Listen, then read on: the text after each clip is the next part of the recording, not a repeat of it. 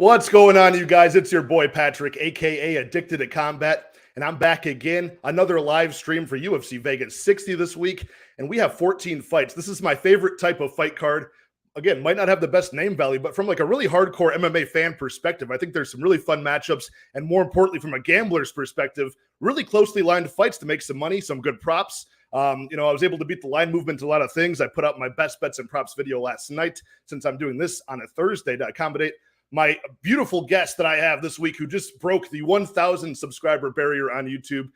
Very proud of him. His name is Cody. He runs a page called Blood Money MMA Bets. A very sharp guy. I'm glad he's blessing me and all of you guys with this time today to break down all of these 28 fighters in this card from a props perspective.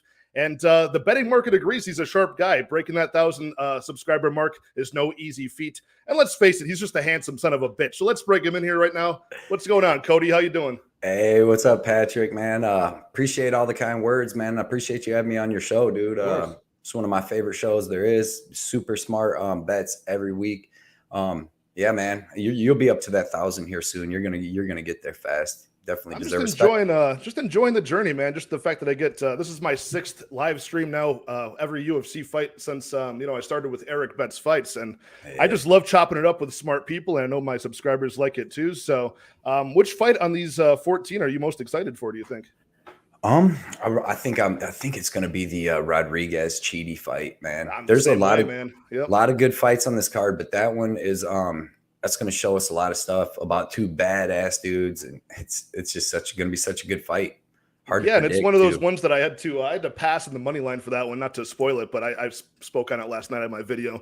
I like both guys. I see a path to victory for each guy, and the money line is so close, so it's 50-50 to me, and the bookies kind of see it that way too. So without further ado, we're going to break into this, starting from the early prelim fight of Nicholas Motta taking on Cameron VanCamp.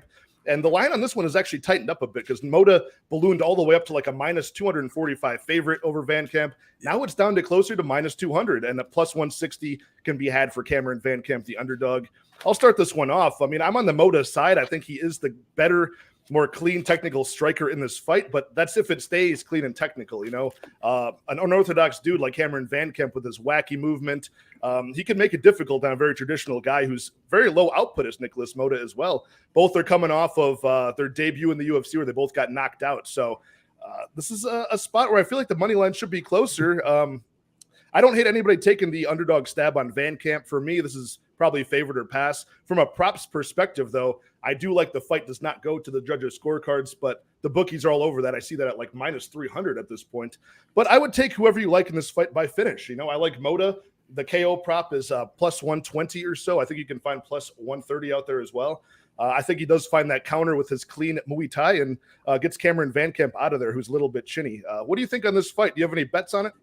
Yeah, actually, I put 110 on VanCamp at plus 180. Watching the tape, man, I like Motta. Like you said, great striking, way better natural striking and boxing than VanCamp, but kind of chinny.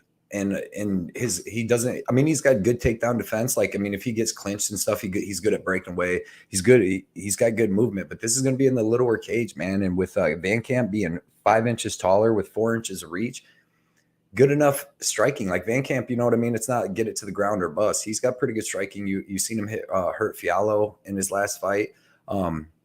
I believe that he can. I believe that he can hurt Motta standing or on the ground. I think he can get a lot of control time if he can get some takedowns.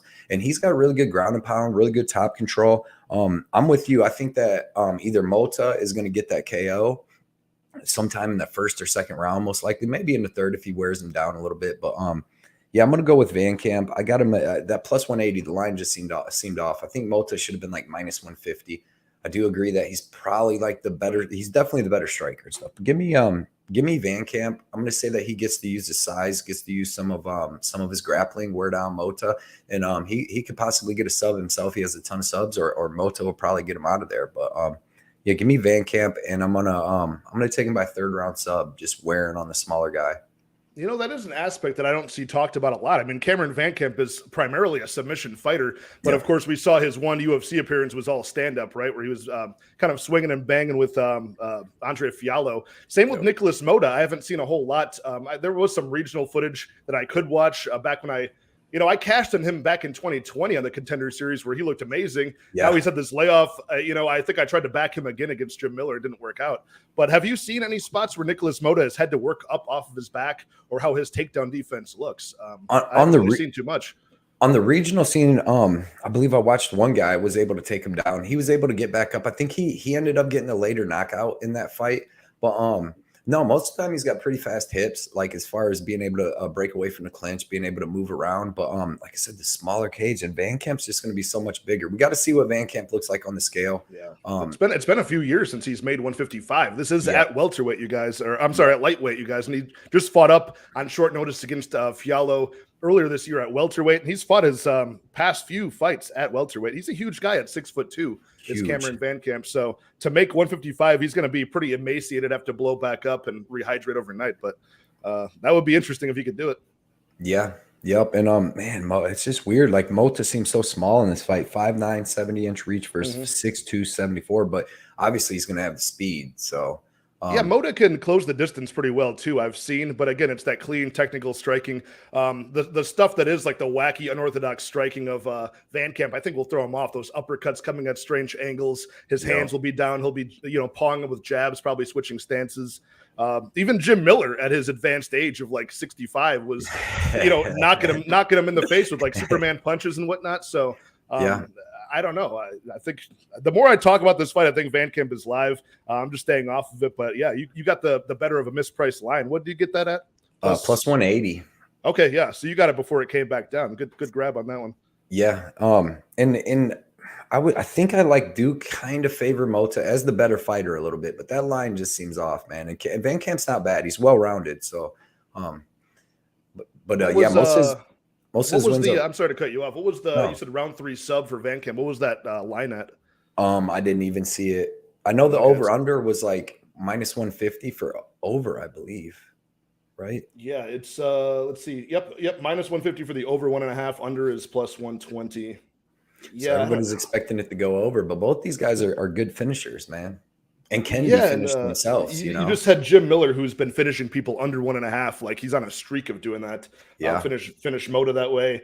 VanCamp, he fought Andre Fiallo, who's the round 1 knockout master. So yeah, you're kind of they're just expecting it to be under 1.5 again. I'd go over on this one if I had to, but who knows? Yeah, I'm staying off the time props. If I had to, I think the parlay pieces, the fight doesn't go to decision on this one for sure. You could probably parlay that up. There's a few of those spots in this card, so. I'll just shout out the chat before we move on to the next prelim of the night. We got obnoxious American MILF #1 in the chat. Oh, I need a flex, Patrick. And what's up, Blood Money? Let's see. What's up? My pecs are a little sore, but we'll get a couple of these going on. There we go. CJP in the chat saying, what's up, fellas? Oh, we got Low Rider. Yeah, the boy is back. Papa Chuck in the house. What's up, Carlos? Papa Chuck. Yep. You got VanCamp at plus 185. Yeah, see, that was the top of the number I saw. I saw plus 190. I got it before it came back down. My casino had him at plus 200, but I couldn't get there in time to get it at the plus 200. But maybe even up to 4 days ago, he was plus 200, man. That's right. Just seemed off. We got, I don't know who this is. Maybe it's Lane from Broke Bets. He's usually running things here. Yeah, the Rodrigues Chidi fight is great. I'm excited for that one, as is Cody. Also excited for the Basharat Gravely fight, which we're going to talk about next. Yeah. We got Bantamweight. Headlining this card, Corey Sandhagen and Yadong Song. I mean, the Bantamweight fights it's just such a deep division. It's easily the best one in the UFC. Even at the end of that top 15 at 135, they're just killers. So yeah. Yeah, I mean, that could be true. He's kind of defensively lacking there as well. Big Swolja fan. That's me. That's the alter ego. And we got Any Action Effie in the chat. I think if VanCamp should go full Macy Chiason. Yeah, I mean, that would really pay dividends in this fight if he just did not test his chin against Motta here. Right. We got the early weigh-in podcast. I still got to check out your guys' video for this week, boys. But, tad late. Good luck this weekend. Yeah, these guys are always posting their bets on Twitter, too. Go figure. Go check out early weigh-in podcast. They're great. Two guys. I'm going to go check them out. Yeah, they do a good show every week. And we got Daz in the chat. All right. What up, Daz? Let's move on to Tony Gravely and Javid Basharat, the fight that Broke Bets was just alluding to earlier. This line might have changed a little bit as well. I know Javid Basharat on the weekend was all the way up at minus 200, and now it's come down towards the minus 150, minus 160 mark. where I ended up snagging it at. I do have a bet on this fight. I've got Javid Basharat on the money line at -164 for paying that price to win 1 unit against Tony Gravely, the underdog and the UFC mainstay. Why don't you start this one off, Cody, and tell us what you think about this one? Yeah, man, this is going to be an excellent fight. Just like Lane said, man, this is going to be a really good fight.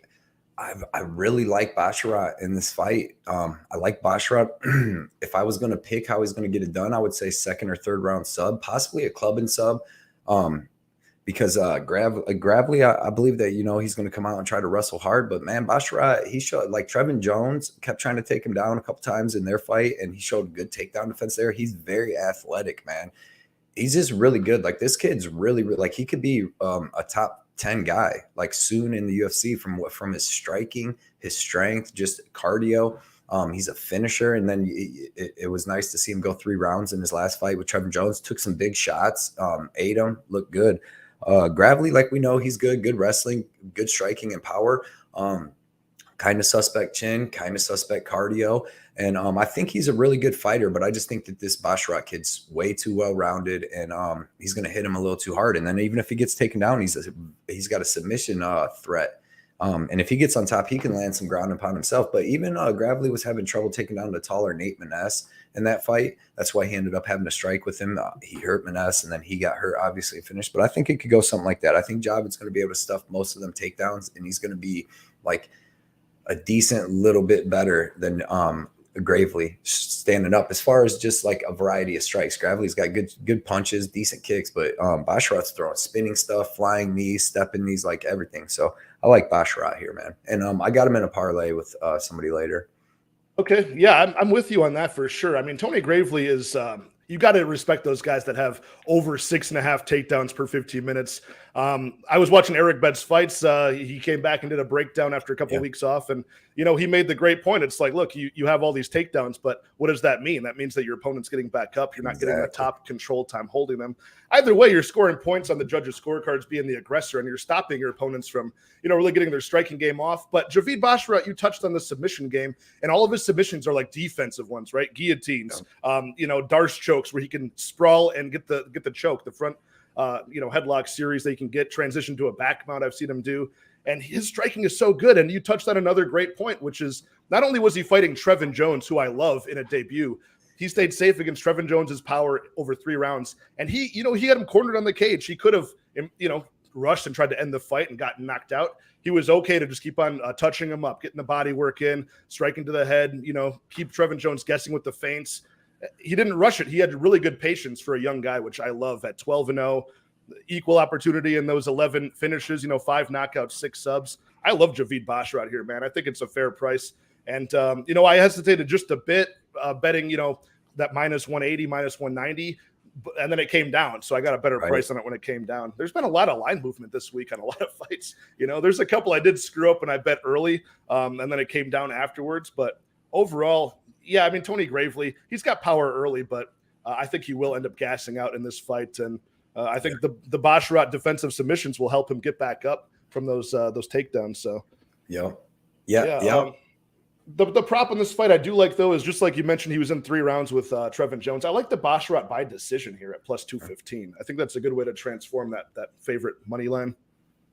What do you think about that one?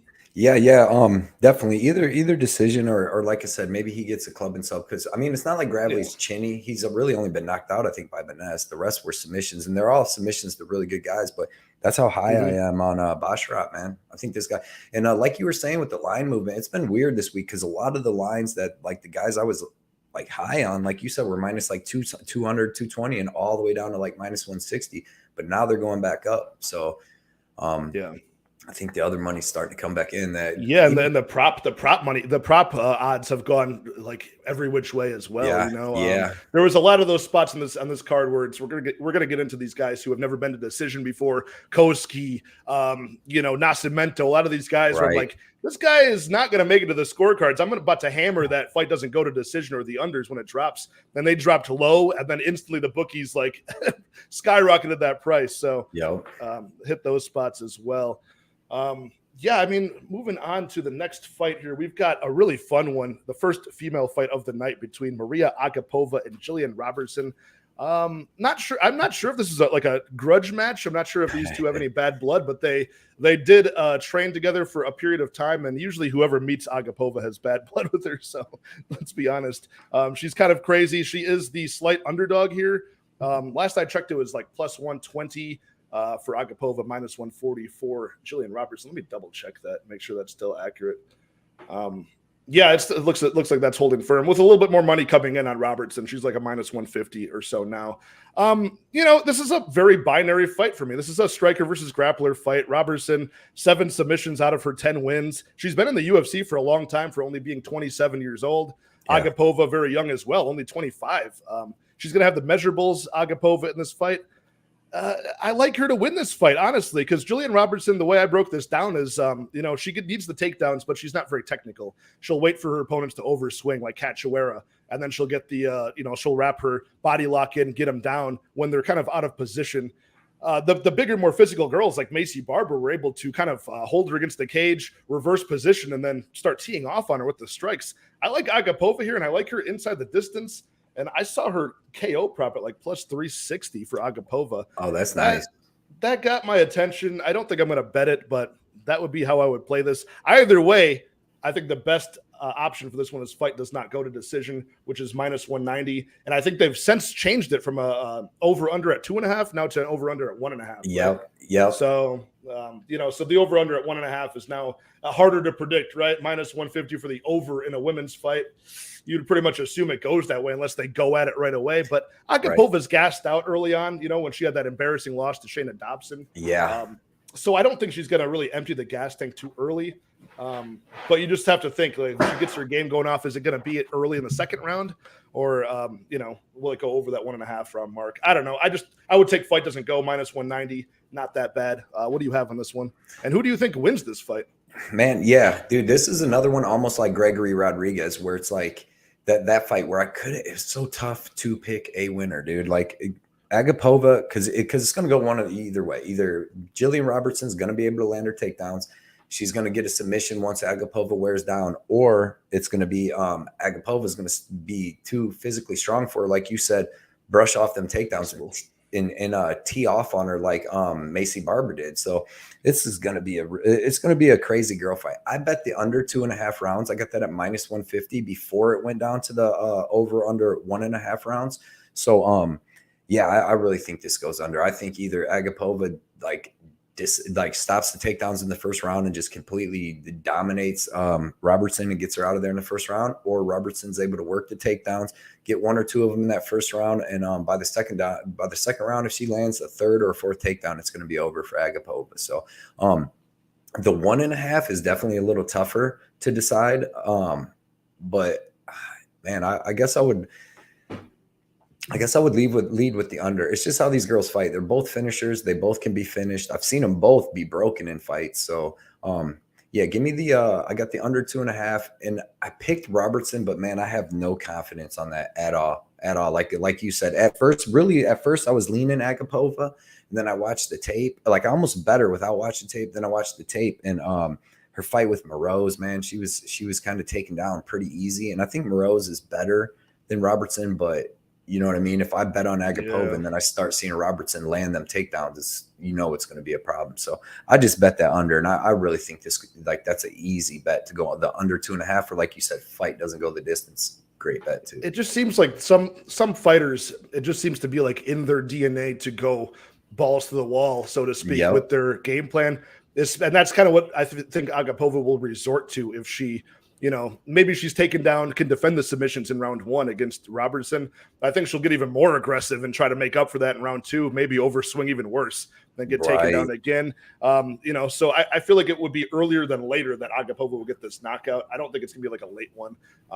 You know what I mean? Like I feel like she would starch Robertson with something very early in round 1, the under 1.5. Otherwise, if it goes late, I probably would favor Robertson to win and get that takedown game going.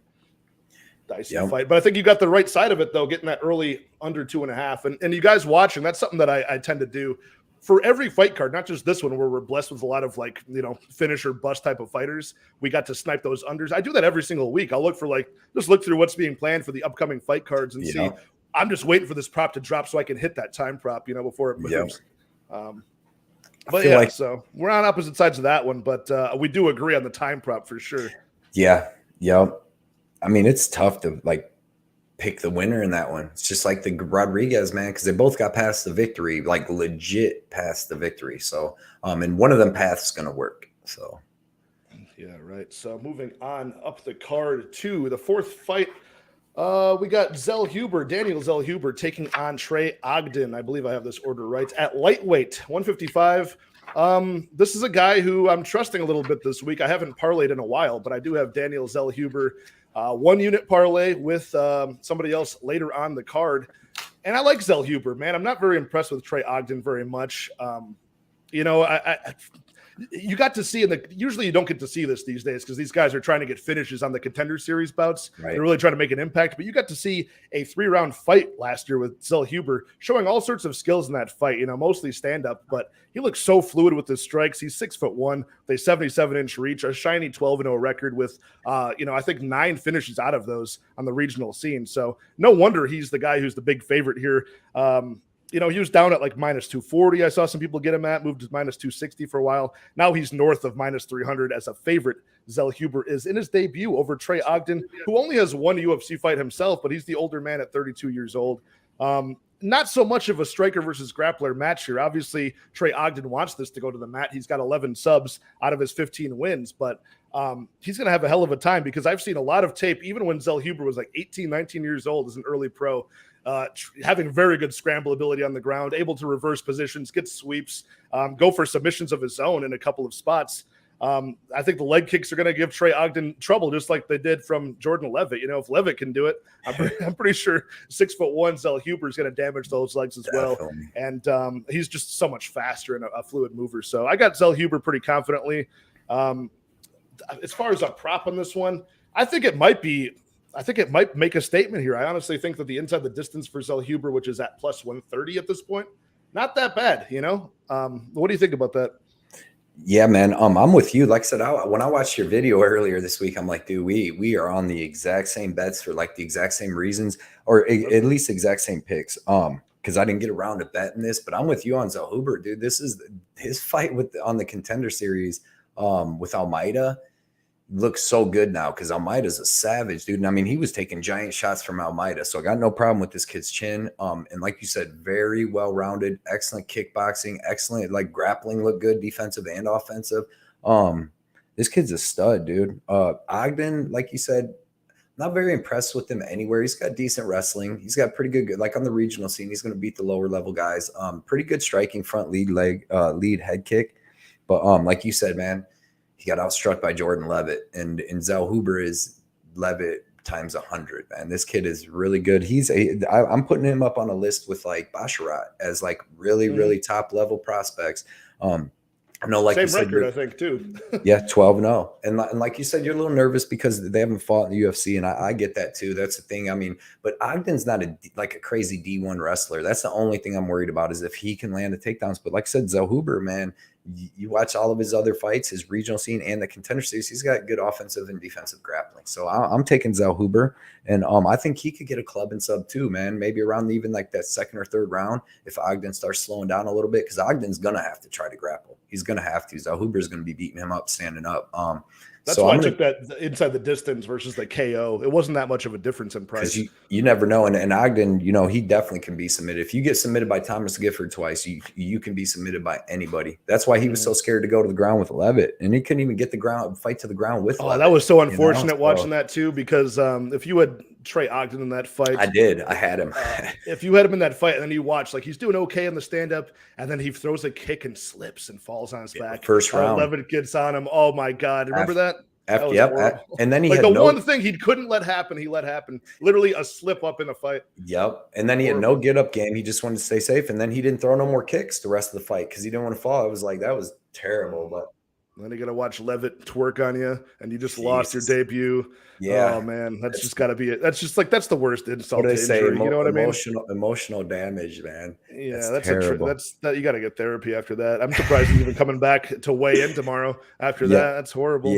Yeah, that's not a good. That's what you don't want that on your resume. You know what I mean? So Give me Zellhuber. I just think he's the better fighter, man. He's the younger kid. This kid's like a born fighter. He's probably been fighting since he was 7.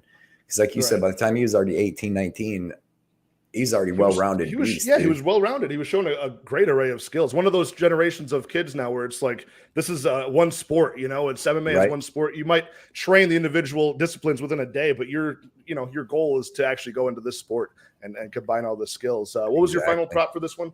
I'm taking Zellhuber by I'll take him by a second round club and sub. Okay. But I didn't have no bets, but I really wanted to parlay him. I really didn't even want to have a parlay this card, but I had to do the Boser Basharat one. This is my first one in like 6 weeks I've done in the UFC. My first money line. I've parlayed a couple fight doesn't goes here and there, but easing my way back in. I used to go crazy with the parlays and start biting me in the ass. So I do one a week. If it at most one, like last week I didn't have one, but one a week, man. Or no, last week I did have one because the fights got canceled and I put fucking Collier on one. I had him in no bets. Yeah, had him in no, and then I had him with Hamza and Almeida. So like if he would have won, I would have hit big. But I remember that. I remember you posting about that. I mean, that's one of those things where Collier is like not the guy you want to trust, but over Chris Barnett, it seems like, you know, he might as well be Khabib at that point. You know what I mean? Like, and he had him hurt. He had him hurt bad, man. Gassed himself. I hate that anymore, dude. When I'm watching these fights anymore, and my guy gets him hurt, you're like, yes. But then you start seeing him like teeing off, and that dude not going away, and you're like, wait a minute. Get like Leandro Santos against Clay Guida. That there's been a lot of them where dudes are just gassing. What happened on the Contender Series the other night with that Peak and Lewis fight? That was an awesome fight. That was great. Yeah. That Peak's so tough, but man, that's what happened there. That dude happened in what's his name? Matt Schnell with with Subaderji. Yep. Yeah, where he just, I mean, like even Matt Schnell said in the interview at the end, he was like, I think he wore himself out beating on me. And then I got him. Yeah. The veteran move. Yeah. Well, before we hit up the next fight here, I'll catch up on the chat. I'm trying to move this along, guys, since there's 14 fights and 28 fighters to talk about. Trying to keep this moving, but we got broke bets. Yeah, it's Lane here. Patrick, you're built like a linebacker. Who you got in tonight's game? Chargers or Chiefs?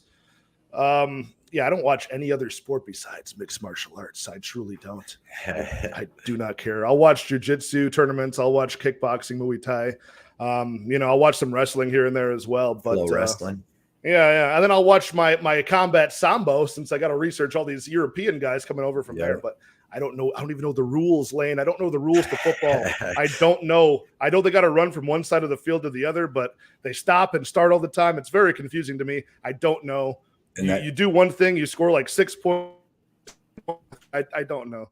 My girlfriend's trying to teach me, but I don't know. Well, that's why you win so much in MMA, because you're like me. I'll watch the Steelers game for the most part, but everything I do is my whole life's been just about watching UFC and that. And that's why we can pick these fights good, because we know these fighters. You got to know when they break and stuff, man. Yeah, I was raised in a household as a kid. I went over this with Wiz when he was talking to me last week. But I was raised in a household where this is all that we watched was just fighting. Love it. If it's not Bruce Lee or Jean-Claude Van Damme, it's the UFC, and that's just all that. Really Teenage Mutant Ninja Turtles. It's got to be something. It's got to be something with violence in it. What's up, Johnny K. Picks? What's up, boys? Man. Gravely trained with biscuit wheels this weekend. Let's go. Of course, man. Yeah. Simon Oliveira pulled so many guillotines that Gravely hardly had to work for the takedowns. That's true, because he got 11 takedowns technically, but a lot of those were donations from Simon Oliveira. So that's very true. Oh yeah, what's going on, Tony Ferguson in the chat? I'm glad you're still alive after your neck got snapped by that guillotine last week. That's We got Papa Chuck saying Jillian's going to strangle Agapova. Hey, she might like it too. She's a crazy woman, that Agapova. She might enjoy that strangling. Yes, definitely a little bit. Oh, what's up, CeeLo Studios? Yo, Patrick, new subscriber here, brother. What's the people's main event this week? The people's main event, me and Cody agreed on it. It's got to be RoboCop Obama Rodrigues versus Chidi and Njokuani, the better of the Njokuani brothers for sure. So, and what's up, CeeLo? What's up, man? Yo, Patrick, at this. Yeah, I had to, when you were talking, there was somebody making some funny comments in the chat. I actually thought it was hilarious, but I think people were offended by it.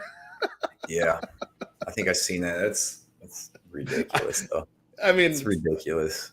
I enjoy it. But okay, moving on to the next fight. We got Loma Lookboonmee, the second women's fight of the night. Loma Lookboonmee taking on Denise Gomes on short notice. She was supposed to fight. Loma was supposed to take on Diana Belbita. at women's strawweight. But now we got Denise Gomes making a Kevin Holland tier turnaround after her success in the Dana White Contender Series. Just like 3 weeks ago, she's now fighting in her debut spot here, doing the UFC a favor here at 22 years old, a 6-1 record. You know, she came through on the Contender Series, wasn't overly impactful or impressive to me, but she's taking on Loma Lookboonmee, who's, actually going to be smaller than her, 5'1" Muay Thai fighter, short little arms, but fiercely savage is Loma Lookboonmee. She came down from like minus 270 on the money line all the way back down to like minus 220 or so. What are your thoughts on this one? Who do you think comes through here? Any faith in the underdog? No, not really. I like Loma Lookboonmee by decision. That should be your bet especially if you're betting Loma. She's got to have the better striking Muay Thai champion, like Muay Thai striking her whole life. She's got good takedowns out of the clinch, good sweeps, good trips. Denise has suspect takedown defense. If you watch some of her even Contender Series, I believe she's taken down, but in her regional scene, she's taken down. She can get up, and she's tough. She's got some finishing power, but she's fought very suspect level of competition. Loma, I expect this to be, like I said, to be a striking match, other than when Loma hits some trips and stuff and out of the clinch. But I expect Loma, man, just to get a pretty clear 30-27 decision. Loma does slow down a little bit in the third round, so maybe it's 29-28. You even seen against like Sam Hughes and Angela Hill and a couple other fighters. She'll slow down a little bit in the third round, Lupe Godinez. But other than that, man, I don't think she's going to slow down and get finished or nothing. So give me Loma by decision in a pretty decent girls fight. Yeah, the line I saw in Lookboonmee by decision was minus 140. Obviously, she's not a finisher. Although in this fight, man, she's so viciously fast that it actually gave me pause to bet this one. Because I circled that to bet when I did the tape study. I was like, when the props drop, maybe I'll look at Loma by decision, maybe get closer to that plus money, which we're getting here, right? Minus 140, transforming that line. But I don't know, man. Like, I would rather just play Loma by the money line if you're going to play this fight now that it's come down. It's the kind of a props program. We're trying to give out props here. So that does chop the money line down. It's her best win condition. She is very small, but vicious Muay Thai, good clinch work. And I don't know if this Denise Gomes is a quitter or not. She's faced very soft competition on the regional scene and on the Contender Series. So a short notice fight. She just fought 15 minutes, not but 3 weeks ago. Who knows if she's going to have, any residual injury from that. You never know just by looking at the fighter, if their hands are okay, if they're okay, with making a weight cut again. But I love Loma Lookboonmee here, and she's got the wrestling advantage by far as well, So she can really whip girls around in the clinch. She's got that really good Muay Thai double collar tie. She can get the knees in the body and then take you down. So, and she's not getting outsized here finally, right? So it is a clear path to victory for Loma Lookboonmee. I think she's deceivingly strong, and I think she wins this fight more often than not. And like you said, decision is something I agree with here for sure. But yeah, I just wish I would at least get even money on her by decision, but I know that's too much to ask. Right. Because I guess if Loma would get her, because if you're doing like an over under too, Gomes has finishing ability. She's got some finishes in her career. And Loma, man, I just don't know where she would finish her. Maybe on the ground with ground and pound. She could get her out of there. It would be like the pressure. It would be like accumulation of strikes, I feel like. And then eventually she's finding her mark doing target practice. And, Denise Gomes quits with like a body shot or something is how I see that playing out. Yeah. That's true. MMA over any other sport, of course. And what's up, Lou Betya? Hey, there's so much Lou Betya content. You got to go check out the MMA Engine, subscribe, and watch Lou Betya's prop program as well, which was props to consider and then maybe bet, one of my favorite prop programs. It's very short form, and he gives out high value props that you can, pay off your mortgage, go pay it, go buy a new car, get a couple ladies for the weekend. You could, do anything with the high value props Lou Betya gives out. Very glad he's back on YouTube this week. So early weigh-in podcast just nailed it. Don't really get the love for Gomes either. I think the love for Gomes in the betting market is just like, you got two small strawweights and people are betting the underdog probably, you know what I mean? Right. And it's going to go to decision, angle. So who knows? Yeah, not especially a bad angle. So Jing Liang fight next week, last week, any fight that goes to decision again, I guess you never know. That one was super. That was a sketchy fight. That was a very sketchy fight. In the moment, I sort of thought Li Jingliang won.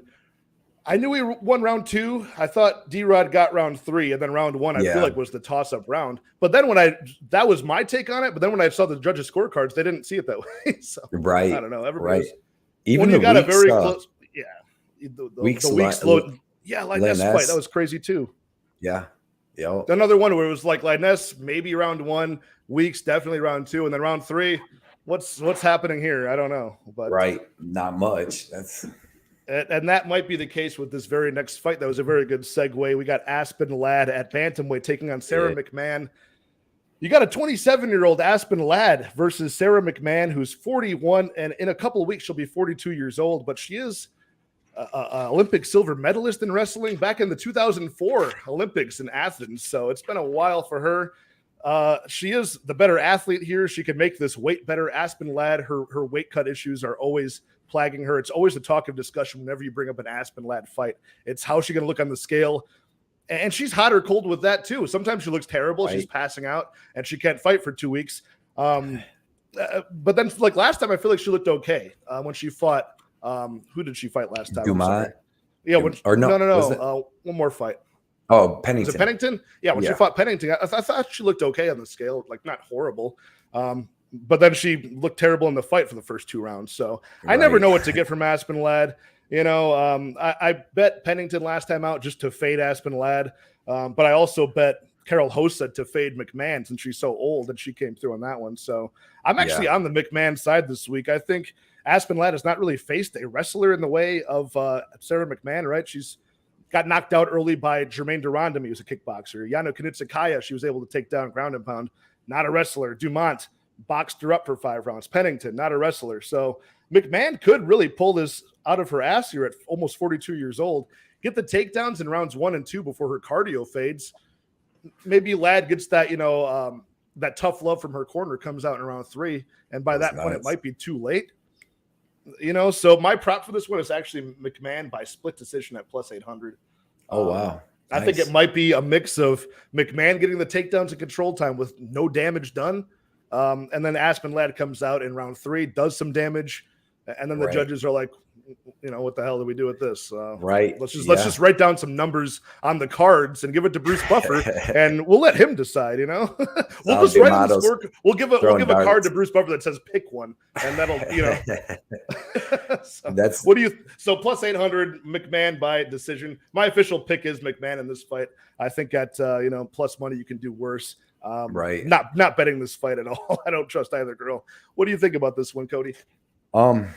My prop on this would either be, like you said, McMahon by decision, but really what I would go with, I didn't bet this fight in any way, but I would take Aspen Ladd by 3rd round finish. I think that in the 1st round alone, like you said, McMahon's going to come out. She can maybe get some takedowns, but that's the strongest part of Aspen Ladd's game is her grappling, offensive and defensive. So maybe she gets taken down a couple times in that 1st round, fights her way back up, you know what I mean? Gets up and stuff, makes McMahon work a little bit. And then if by that 2nd round, she can start stuffing takedowns, I believe that she can start taking over, you know what I mean? And she's got that good left hand. And then by the 3rd round, if McMahon does what she usually does and gasses out, because she's actually got some resistance, like Carol Rosa didn't give her much resistance on them takedowns. And then when she got taken down, she was down the whole round. You know what I mean? In Columbus, I was at that fight live. I had a bet on Rosa too. And then round 3 was like the spot where like, come on, do something, jump into her guard, get some ground and pound, let's go. Yeah, it was. And then didn't she just stand up holding her, kicking her leg? Yeah, she just stood there, and it's like, come on, we got like a minute and a half here. Let's cash a bet. Come on. Yep. So man, I'm gonna go with that. I'm gonna go with Aspen Ladd. Little younger. They're the same size, but she's strong, man. Her grappling's good. And I'm gonna say that she's able to start stuffing them takedowns in that 2nd round. And by the 3rd round, maybe she gets a takedown of her own and does her little, King Kong going nuts, screaming and gets McMahon out of there, because that's usually what happens to McMahon, you know what I mean? When she gets some resistance back in the grappling world, like Juliana Pena, what was it, Marie Renault, or Valerie? Yeah, I think there's a bunch of them. Caitlin Vieira, after she's a good hammer, terrible nail. You know what I mean? So I'm going to go with our guy Lou Betya gave out the Ladd in round 3, plus 1,200, I think, is what I saw that. That's KO plus 1,400. So you might as well take it round 3. Great minds think alike right there. Because Lou Betya's onto something for sure, man. Because it is, like you said, it's that ground and pound from Ladd. But that's the issue here is like when I see 2 fighters where like they have the same strength, So let me give you a proposition for this fight. What happens if they don't go to the ground? And it's just a stand-up battle between Ladd and McMann, striking range the entire 15 minutes. Who wins that fight? I actually think that McMahon's striking's improved, but Ladd hits harder. Ladd could drop her with a left hand. Like Ladd dropped Kunitskaya. That's how she finished her in that third round in their fight. Dropped her with the left hand. She's got a pretty good left hand. So I think that she hits harder than McMahon. I don't think either one of them has great striking. Yeah, she dropped Kunitskaya, right, and then got on her with the ground and pound to finish. Is that correct? Yeah. Because I don't know if she got the sub or if it was just the ground and pound finish. It was the ground and pound finish, I believe. But yeah, you're right. She dropped her standing and then got on her to finish it. Yeah, and she was cracking Pennington a little bit. You know what I mean? In that fight, it's not like she was like hurting her, but she hits hard. I would favor Ladd youth and striking. Probably because Sarah McMann, she has very good striking, but it's like she overextends. It's very enthusiastic striking that she's really going for, and then she overextends and gets out of position. But the thing I can't get out of my head with Aspen Ladd is when she headlined last October with Dumont and just got her head jabbed off the entire time, at striking range for like 4 out of 5 rounds. It was. But after seeing this fight gives me the heebie-jeebies, man. I don't. After seeing how good Dumont's striking looked against Wolf this week, I mean, maybe Dumont's got good striking, because she kind of only that is her strength for sure. She only lost to Chase On because she just kept getting grappled against the cage. She got taken down because she actually took Chase On down a couple times, but kept getting swept. But yeah. So I got to shout out my guy Zach Singleton in the chat real fast. Hey, what's up, always Zach? A good supporter. What's up, Zach? Yeah, and you had somebody else at the Columbus card. Victor De Jesus was there. Victor was there. Yep. Top ticket destroyed. Yeah, McMahon is just 41. Now going on 42. But sometimes that's all it takes is the better athlete. Like I believe Lane was saying that earlier. I do not take the Olympic wrestler at plus money. I'll ride with Sarah's and the wheels fall off. I don't hate that take at all. What I would rather do is just stay away from this at all costs. Yeah, I stayed away from it altogether. we got Effie saying, who has worse knees, Aspen after knee surgery or McMahon in her 40s? Oh, that's a little ageist on 40-year-olds here. Come on now, Effie, you're better than that. That's me. You talk about me, Effie. Yeah, come on, Cody's right here. Fine. Yeah, his knees are good. My shoulder and my back. Best knees on YouTube right here. Not the best hands. That belongs to Johnny K. Picks, that's for sure. So we got the McMahon. I gave out the McMahon split decision. You like that Ladd in round 3. Same with Lou Betya. That's not a bad spot, honestly, with that cardio problem. So moving especially on, plus 1,200, man. It's a good line. It's not, yeah. For somebody has got cardio problems. Right. I believe we're still got 2 prelims to go, and we got 23 live viewers in here. So everybody smash that like, subscribe if you have not yet. I appreciate all of you guys hanging out on a Thirsty Thursday. Hey. Pour yourself up a drink. Let me know in the chat what you guys are drinking tonight. I got my rub beer because I got to go to work tonight. Put a little Irish whiskey in there and make that start to the shift a little bit more enjoyable. I know. I got some good bourbon here. I live in the bourbon capital of the world, so there's some pretty good bourbon. Oh yeah, we were talking about that. That's true. I got to go to that bourbon trail and hit you up. Yeah. Have you give me the tour. Yeah. Next up, we got Trevin Giles taking on Louis Cosce, who is making his return. Louis Cosce after a couple of years off. I remember that fight because I think I might have even had a bet on Cosce or probably had him parlayed up or something at the time. Yep. Over Sasha Palatnikov, and it was going very well until it wasn't anymore. So this is at 170 pounds. Trevin Giles' second fight at welterweight. And right now, Trevin Giles is like a minus 220 favorite over Cosce, I want to say. Yeah. Minus 220, minus 225. Cosce's about plus 180 on the money line. Why don't you kick this one off, Cody, and tell me what you think about these two? Both these dudes, good striking. You've seen Cosce. He's finished all of his opponents in the first round. He's got good power striking, but it's not like that technical. Like it's not bad, but it's not, he's not like technically striking like Giles is going to do to him. But good power. I don't know if he's got a gas tank issue. It looked like in his last fight, but when you heard he hurt Sasha, like twice in that first round, went for the finish and kind of gassed himself out. But just his body style, his fighting style, it does seem like he's going to gas out in most of his fights just because he's very explosive and powerful. But I don't know. I think that 1 second. Oh my god. I just think that Giles is going to Sounds like you got a lot of notes down there. What do you got? That's what I'm trying to find my thing, but I just think Giles. Dude, I could have written a fucking book from all the notes from this card. Yes, dude. Yeah, that's why. And then I do these like weeks in advance, so it's all out of order too. But I just like Giles here. He's going to be bigger. He's going to be longer. He's got way more UFC experience. He's got good technical striking. If you don't get knocked out, I mean, he should finish Cosce. I'm going to say he finishes him in the 3rd round by TKO. That's going to be my prop bet. But I just think he's going to be too technical. I think when he's seen a lot, he's been in the UFC too long, that when Cosce comes rushing forward with his combos, Trevin Giles super fast, super slick boxing. He's going to be able to get out of the way. He's got a super sick jab that he can come with the 1-2 right behind it. So yeah, in the end, man, I'm taking Giles. I can't bet him. He's burned me too many times in the UFC. I've bet on him too many times, and he's just showed terrible fight IQ. But I do really like him in this fight. I think that he's going to be better everywhere this fight goes. Bigger, better fight experience. The only thing he doesn't have is fight IQ, but I don't know how much Cosce has of that too. So give me Giles. I'm going to take him by 3rd round TKO. I'm going to say that he survives all Cosce stuff. Let's go, beats him up a little bit too. Let's Cosce wear himself down a little bit and then gets that TKO in the 3rd. I couldn't agree more with that breakdown. Derek Izzy in the chat saying, I love the Cosce brothers on the Dana White Contender Series, but once they hit real UFC competition, reality set in. Could not have put that better to summarize, where they're at for sure. I mean, yeah, I think I cashed on them on that 2020 season of the Contender Series, and they came in the UFC. I wanted to back them again, and it did not work out. I couldn't have put it better than Cody put it with Giles. Trevin Giles has got all of the ability, great jiu-jitsu, great stand-up, kind of low volume on the stand-up, and he's just, he's burned me a couple of times in spots where I backed him. So I tried to play this from every angle that was not the Trevin Giles money line. I got him inside the distance at plus 100 for a unit, and I got the fight does not go to decision on this fight at minus 155. So damn. That was one of the spots that I hammered when it came out. I'm like, Louis Cosce's coming back after double shoulder surgery. He had labrums replaced and all this stuff, finicky surgeries that take forever to heal.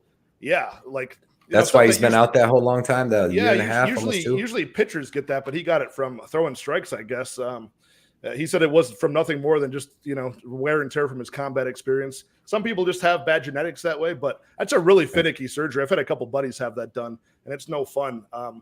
So, yeah, and what am I going to trust that he's, like, reinvented himself at, 27 years old? Maybe. It's possible, but Trevin Giles is only 30 as well. I think he gets this one done if he doesn't get chinned early. I think, again, Lou Betya, he pointed out a very good prop to play, contrarian for this one. Round 1 is basically Louis Cosce's win condition, right? To get the knockout in round 1. You might as well say that's his money line. So it's like plus 800 for that. Lou Betya saw it there. I'm not on that side myself. I like the fight doesn't go, which can be had still at like minus 175, minus 185, maybe good. More at this point. I got it early on, but Giles inside the distance, Trevin Giles inside the distance at plus 100, just because he's got that ability. He's got the ability to get the club in sub. So dude, we get into round 2, round 3 of Louis Cosce. He's gonna bend to whatever Trevin Giles sees as easiest, right? Whether that be a guillotine, whether that be taking him down, getting his neck. So I don't want to play knockout or submission. That's just that inside the distance. Yep. Yeah, I agree with you. And I mean, I just don't think that Cosce. I mean, even though Trevin Giles has been knocked out his only 2 times at this welterweight, them are by beast, Rodrigues Duplessis and Michael Morales. So yeah, 2 of the best up and comers, one at middleweight, one at welterweight, 2 of the best young up and comers that are charging their way towards that bottom of the top 15. I can't hate on that, like that's kind of expected. And he did kind of well in, at least the second fight against Morales. The Rodrigues one, even Rodrigues, he was starting to hurt him up against the cage when he got knocked out. So he slips up. So yeah, not too much. I've been seeing some people play that contrarian play on Cosce here, and it's given me some cause for concern. But again, I'm not trusting Giles with like the money line at minus 200 anyways. So and like you said, I like that Trevin Giles bet at would you say plus 100, right? He's going to finish him. Yep. I love that bet. That's a really good bet. And then the insurance play is fight doesn't go to decision, which I don't think it's going to. Again, we mentioned when we were talking about the Agapova fight, sometimes it's just in their DNA and their background is just to get the early finish, So is Louis Cosce, is he going to come back on here with 2 years of ring rust and suddenly play like a point fighting style fight and go to decision? Right. I wouldn't bank on that, to be honest with you. Right. Yep. Yeah, so hey, shout out to Adolfo Barajas, new subscriber on my lunch break. Hearing y'all bless us with the knowledge. I appreciate you hanging out with us. What's up, That's Adolfo? right. Oh, what's up, Prince of Mischief? MMA content mainstay. Love Prince of Mischief. He's going to be huffing and puffing in round 2. Yeah, in the under 2.5 at -165. I'm telling you, man, I hammered these props for the fight doesn't go.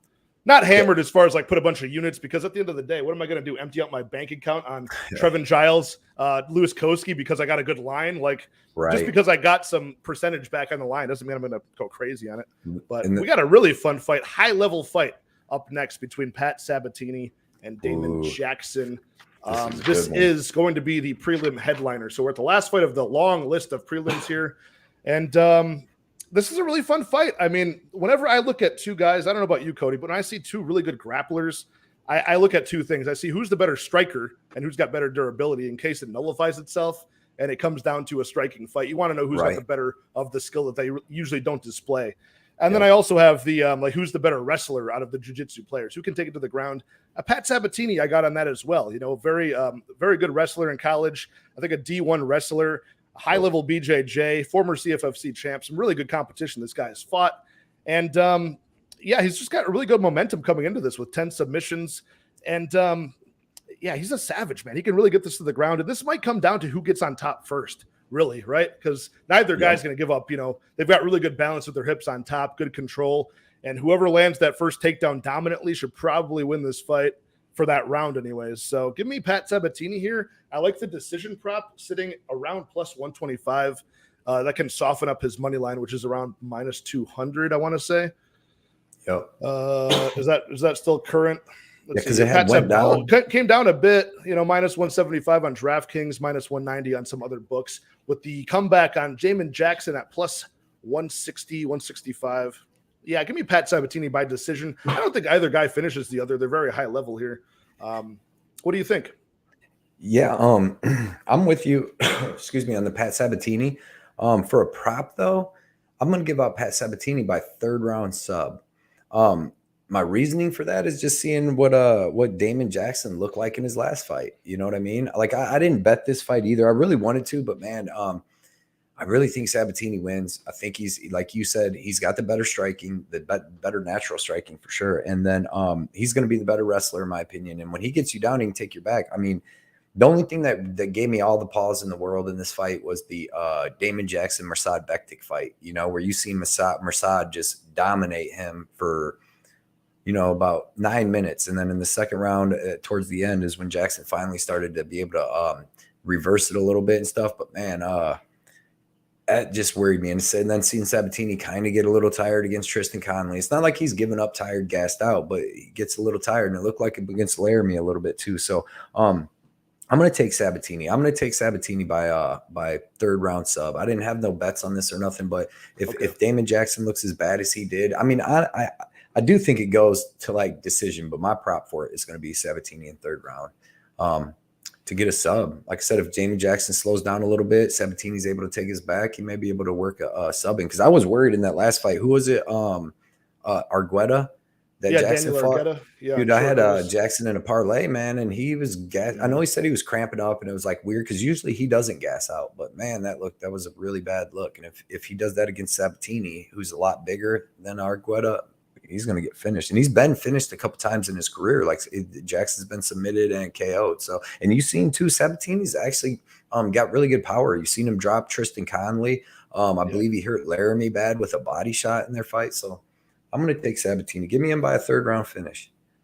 Yeah, Sabatini seems like the more urgent guy in certain situations, and they both possess that comeback ability. You mentioned that Mirsad Bektik fight, which was true. Also, Jamal Emmers versus Pat Sabatini. Man, that looked bad early on, and he came back and got that heel hook. Just the resolve, even when they're hurt, is amazing in this fight. But you do think this goes over more than not, or do you think Pat Sabatini gets him out of there? No, I'm gonna say that it would go over 2.5 rounds. I really like, my heart would tell me Pat Sabatini by decision if that's the prop you want to bet, but I think that he could get him out of here in the 3rd round. I think that, you know, that could happen. So yeah, that's the one that I like, is Sabatini to transform that -190, -200 money line to a 125 by decision, which I think is likely. You know, I mean, Damon Yeah. Jackson has been knocked out, but they're like flash KOs by, you know, Topuria in round 1. Right. And that it was flying knee. Kabalov, that flying knee in Yeah. PFL by Kabalov. Like You know, 10 stuff like seconds. that. Yeah, like early stuff like that. I think back in the LFA a long time ago, Kevin Aguilar punched him out early in the fight. No, actually, no, that was a late one. That was a comeback like late. I think it was, yeah. So, I mean, you know, these things happen, but over a large sample size, he's going to be okay. And you know, I would more go often than not. What does Pat Sabatini have? Like 2 knockouts, I want to say.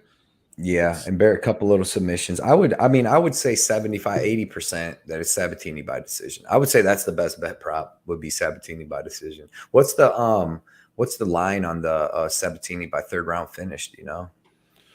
I don't. I can look it up real fast. Sabatini just in round 3 in general. Yeah.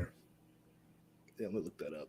We got I'm on Bovada right now, and we got in round 3 Pat Sabatini plus 1,200. That's nice, but like the plus 125 seems super safe. By KO plus 3,000. By if you want to choose it by submission plus 1,700. You know, I don't see either guy getting subbed. I would go with you. I would go with you on decision, man. Plus 125 Pat Sabatini decision sounds pretty freaking good. It seems like that's how that's going to play out for sure.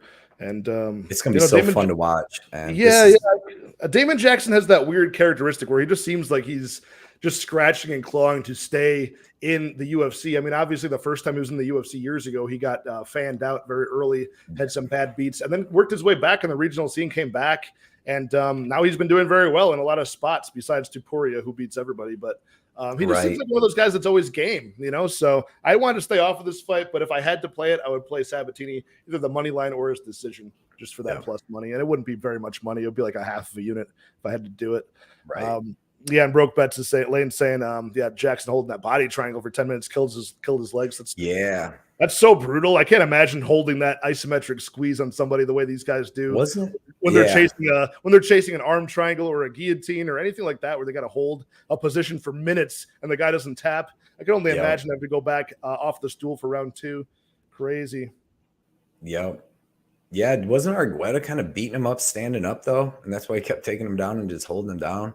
Yeah, I mean, that's just what he has to do. I mean, when you get tired and you get in that tough spot, you go back to your, you know, you can be gassed. These guys can be gassed, but their jiu-jitsu, they're not going to gas on. Same with the wrestlers. Khabib can be tired from striking. You usually gas out. These guys usually like get cardio beaten by things that they're not good at. So, you know, a wrestler can wrestle all day long, not even train for it, but you know, a striker can strike and not even train for it. When they have to grapple, they get tired. Yep. What's up, Jenna? Hey, fellas. Sorry I'm late. No problem, Jenna. We always have time for you. Yeah. But moving on to the main card, you're actually just in time, Jenna, because we're going on to Marc-Andre Barriault taking on Anthony Hernandez, Fluffy Hernandez. I keep on wanting to call him Alexander Hernandez because of the lightweight guy. Yeah. I get the two of those Hernandezes mixed up. But Marc-Andre Barriault versus Fluffy Hernandez. This is a spot where I was looking at the dog in this one. I was looking at Marc-Andre at like plus 129, plus 130.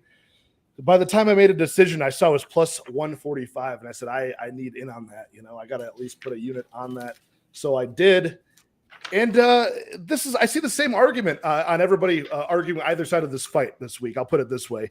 Anybody that's betting Fluffy Hernandez is saying, well, his pace and pressure is so much. He's going to go relentlessly with the takedowns. You know, he's got a gas tank for days. He outlasts his opponents. That's how he's going to beat Marc-Andre. Anybody on the Marc-Andre side, like me, I said the same thing. His pace and pressure is too much. He's going to outstrike Fluffy Hernandez and outlast him like he does everybody. But when you look at their combined records, they're facing a lot of like really fast twitch muscle fiber guys that are early or bust, you know, like you got Marc-Andre beating Dolce Lungiambula, you know, of course, Jordan Wright, they both have Anthony Hernandez beating Adolfo Vieira, fighting guys like Kevin Holland. He's fighting finishers that he doesn't really have to like outlast, you know?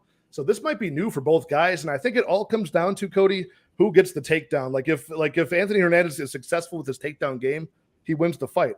If Marc-Andre is successful with getting up or being off of his back the majority of the fight, I think he outstrikes his way to a decision win here. And I'm on that side. I think Marc-Andre can do it. And I think the predictability of going for those takedowns over and over again as they get slower and slower is what's going to be the demise of Fluffy Hernandez here. So I got a money line bet at plus 145 on Barriault. My prop for this one, if I had to, would be him by decision at plus 475, which I found confusing because the over-under in this fight is a complete pick-em price tag at minus 115 a piece on the under 2.5. So the bookies don't know if this is going to go over or under. I think it goes over more than not, right? I mean, what do you think? Do you think somebody finishes the other in this fight? I'm with you on everything, every single thing you said, all the way down to I took the bet at plus 145 on Barriault too. Everything. I think if there's a finish in this fight, it's Barriault getting the finish because Fluffy Hernandez can't take a body shot. He if you dude, his last fight with Fremd, and that dude was on short notice. Like Fluffy Hernandez started gassing himself. Like he started gassing in the second round, but Fremd, reversed him, got on top, and I don't know if it was 1-1 going into the third, but it was close. And then in the third, Fremd gassed out short notice. But yeah, man, I get Barriault is the power bar. Like he's about cardio himself too. And I think that Hernandez is going to come out in that first round, wrestle Barriault down a couple times. And Barriault's get-up game's phenomenal. You know what I mean? His get-up game's phenomenal. I think he's going to be able to start stuffing them, and he's got the way better striking. Like Fluffy's striking ain't bad, but he can't take a punch. You've seen him especially to the stomach. Kevin Holland hurt him to the stomach and finished him in 35 seconds. When he lost to Marcus Perez, he actually was taking body shots that he went to the ground. That's why he got subbed, but he actually body shots was what sent him there. Jung Young Park hurt him to the body. Like he didn't finish him, but he hurt him to the body. I think that Barriault, he matches up well with him in size. Barriault's a thick dude. He's training out of Kill Cliff where he's been down there for a year or two now, looking better. And I just think that his striking, that he's going to eventually be able to start stopping them takedowns. And then when it's on the feet and Hernandez is a little tired, I think he's going to beat Hernandez up. I'm with you. I'll take Barriault by decision, but I could see him getting out of there because Hernandez gets finished when he loses, man. I know Perez finished him. I know Holland. I think he's only got the 2 losses, right? But both were finishes. Yeah, one knockout, one submission, right? Marcus Perez by the anaconda and the Kevin Holland striking sequence you mentioned in round 1, 39 seconds in. 30, yeah, he can't take a body. I'm telling you, his name's Fluffy because he can't take a body shot. It's got to be that dude because right. I've seen him get hurt there so much. But yeah, man. And then I think at any point that if Barriault can get on top, like Fremd was able to, that he could put a beating on Hernandez. Like I said, I see Hernandez gassing before Barriault. Like if you watch Barriault and what was it, Abu Azatar. They was in a dogfight, dude, and Azatar is the one that gassed out first, and he was kind of in the first round hitting Barriault with some good knees in the clinch and a lot of stuff, and kind of grappling him, which was weird because he's a kickboxer. But yeah, Barriault outlasted him and finished him, and I think he could do something like that here. I'm leaning it to the Hernandez being able to survive though to the end because Barriault's not like a one-shot finisher guy. He's going to build up his punches. Yeah, and when you make the argument putting a pace on somebody, I mean, you're talking about out of 20 professional fights, we're looking at 8 went to decision for Marc-Andre Barriault, right? He's 4 in those. You're looking at Hernandez, you're right. He's a finisher or a be-finished guy, right? Only 2 of his 12 fights have actually gone to the judges' scorecards. One was with Brandon Allen. Another thing is Marc Antonio Barriault's got with his amateurs, I think he's got 27, 28 fights, never been submitted one time. And that's really, Hernandez's path to victory because I don't think he's going to want to stand on the feet with Barriault at too much, man. And he did with Fremd, just come out spamming takedowns, getting him down, using some good jiu-jitsu. But Marc Barriault is way better than Josh Fremd. You know what I mean? He's levels above with his experience, everything than Josh Fremd. So, But Barriault's also not the biggest finisher. So, yeah, I'll take Barriault in the over. I would like the over. Maybe Hernandez starts gassing real bad in that third and Barriault. Because you've seen he looked good with Jordan Wright when he got him in the mounted guillotine. Like, Barriault's not too bad on the ground himself. So, and I see Hernandez being the one gassing out in this fight, to be honest. Okay, yeah, we're both on the same side of that one. Then both of the same money line price tag of plus 145. Yeah, I like that a lot. I'm not as confident as you are, oddly enough, on the bet that we've placed. To be honest with Marc-Andre, he's a little bit hit or miss, right? There's sometimes you just can't shake it. Like he's on a good streak now, aside from Chidi and Jaquani, but I still have it in my mind of when he lost to not only Andrew Sanchez, but Jotko and Junior Park, and all those guys had success taking him down. He seems to have turned a corner, but I still have that bad taste in my mouth from when he entered the UFC. So feel a little bit dirty having that money line bet on him, but in a fight that I see at 50-50 at best, That's what I'm saying. If we're flipping coins on a 50-50 fight, I'll take that plus 145. And I swear, dude, I time. seen that he went up even more than that. Like I swear on this sports betting one that I was looking at, he was like plus 165 before we came on. And I'm in shock because I don't. Oh, I'm seeing that. I'm seeing DraftKings right now, plus 160. It's because Hernandez is going to have to. He's not. I don't see him submitting him, even though he tries his anaconda choke and all that, 700 times. But I don't see him submitting him, and that's like his path to victory. Because like I know he's got. To me, he doesn't. He's got good cardio, but it's not like crazy. And Mark Antonio or Andre Barriault's the power bar, so I'm hoping his cardio holds up for us this time.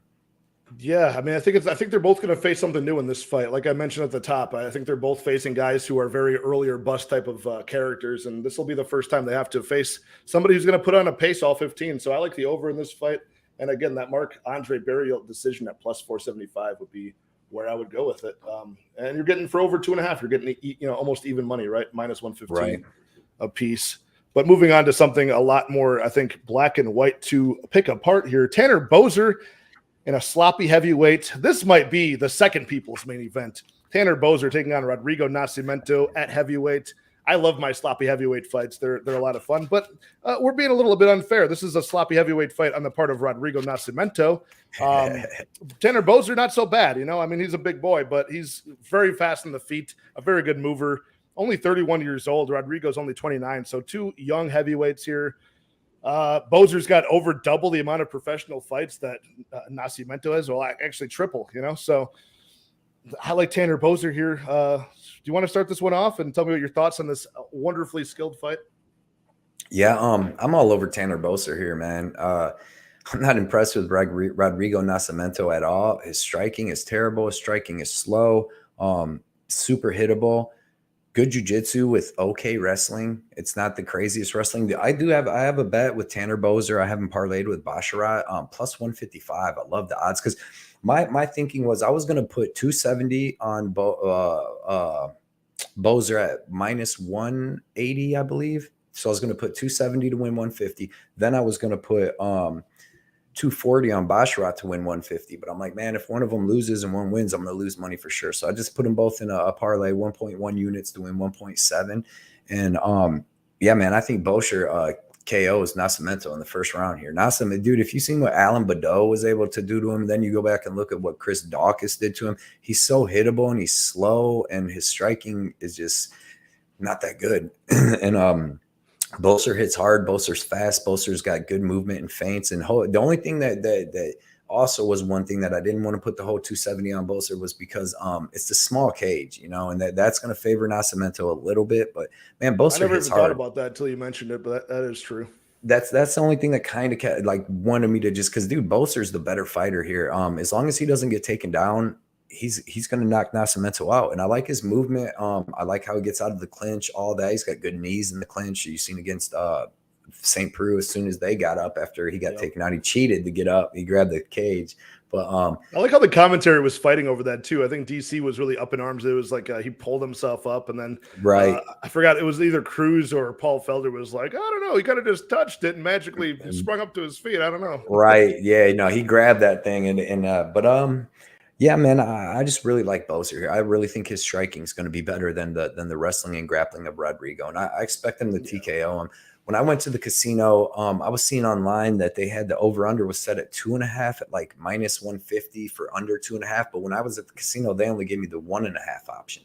So, I do think that Boser gets it done in the first round. I think that this one moved. This is one of the ones that moved. It opened up at under 2.5. And then went down to the 1.5 like the Agapova. Okay. Yeah. So I would have took the under 2.5. I would have bet big on that, real big on the under 2.5, but I could only get the 1.5. I still think it goes, but not as confident as the under 2.5. But if you can get the under 2.5 at a decent price, man, I would hammer that. It's either Boser. Know who got the under 2.5 at a good price is this guy. I got it at minus 110. The under 2.5. What? Under? Ain't no way. Yeah, under 2.5 at minus 110. I made a slip up when I was talking my best bets video. I said fight doesn't go. I got it that, but I wrote on the screen it was under 2.5 is what I opened up on Bovada Sportsbook. Yeah, I was like, okay, one of the ones I circled, guys, before they even dropped props. It said sloppy heavyweight fight. Rodrigo Nascimento never been to decision. This guy looks like a big fat sack of shit. He's never going to make it to the decision ever. Boser probably not that often either, but he's been there at least a few times. Right. Yeah, so under 2.5, I couldn't believe my eyes. I'm like, am I on the right fight? Dude, that's an amazing line. At -110, dude, I would have put 3.3 on it. I would have loaded up on that one. Yeah, I put 2 units on it. And another one of those fights where it's like, look, do I want to put like my entire betting bankroll on it? Yeah, I mean, that'd be great. Right. I could almost double my betting bankroll, but at the same time, I'm still trusting Tanner, Boser, and Nascimento. So I can't really bank. Anything could happen with these guys. You know what I mean? Like, so I'm not going to put more than a couple units on it. I can't see this going over 2.5. It's either, if it's standing, Boser's going to be fucking up Nascimento. And if it goes to the ground, it could get dangerous for Boser. So real dangerous for Boser because, against Latifi, he didn't have the greatest get up game. And against St. Preux got him down. But St. Preux's a big old boy too with I would say just better, maybe even better. Rodrigo Nascimento's takedowns looked okay against Dante O'Mays, but what's that saying? You know what I mean? His Nascimento's takedowns are that type of takedown. Or grab you and drag you down. That's all it's very muscle heavy. It's based on being a bigger individual or just like having some modicum of like knowing what you're doing, which Dante O'Mays does not. Tanner Boser's way too fast. He's way too athletic. And I have Boser's money line too. I like his money line. I got it at -170. Yeah, but, good. Enough to 1.7 units to win one. And then the insurance policies in case he gets subbed, fight doesn't or under 2.5. I got it at a good price. Perfect. So kind of insured it both ways there.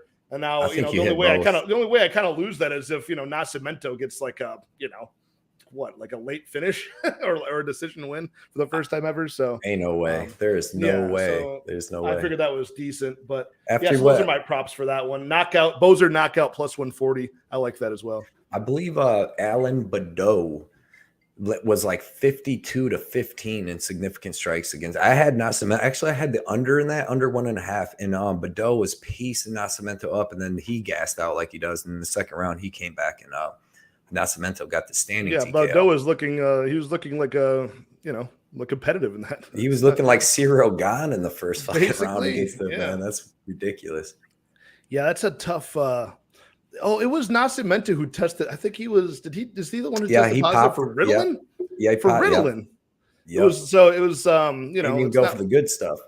Yeah, they didn't catch him with the good stuff. I mean, this guy needs more Ritalin, dude. He needs to cut that appetite, They should really be loading him up with more Ritalin and Adderall, honestly. Like, just to stop eating so much. He's got those floppy old titties. I don't know. But anyways, enough of that. We kind of agree on that side. Nascimento.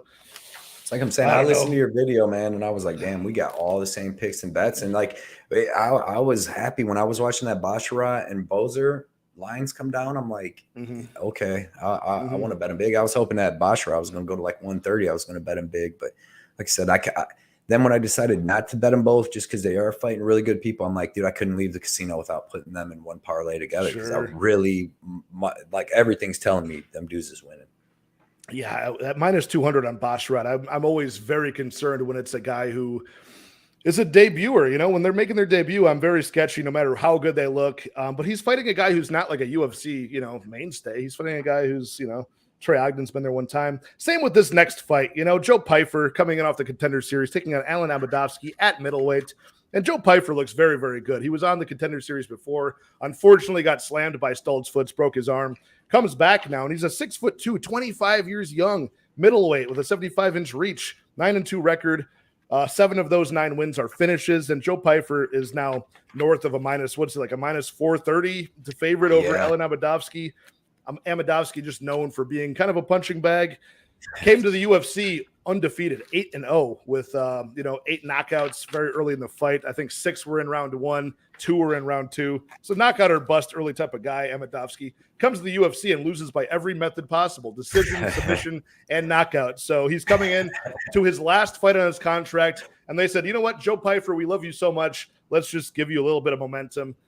Cool down after your Contender Series win and get a knockout over Amedovski.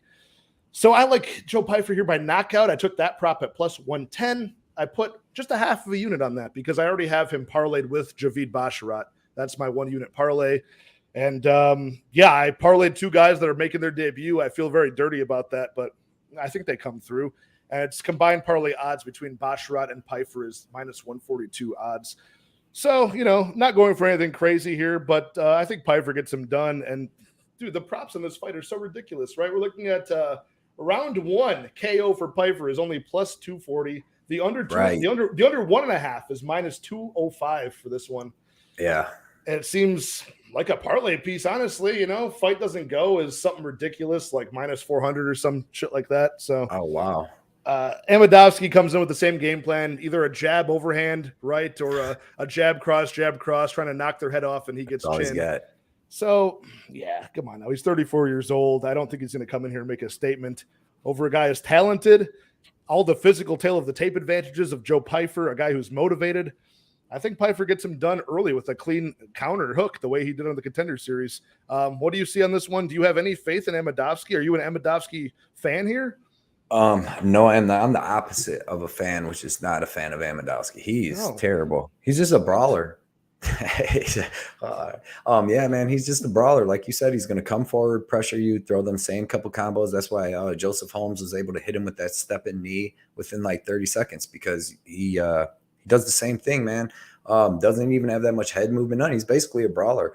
I've seen somebody in the chat said that he's fighting out of the camp in Fili it's a Gracie camp, Gracie Jiu-Jitsu one, and they're killing it right now.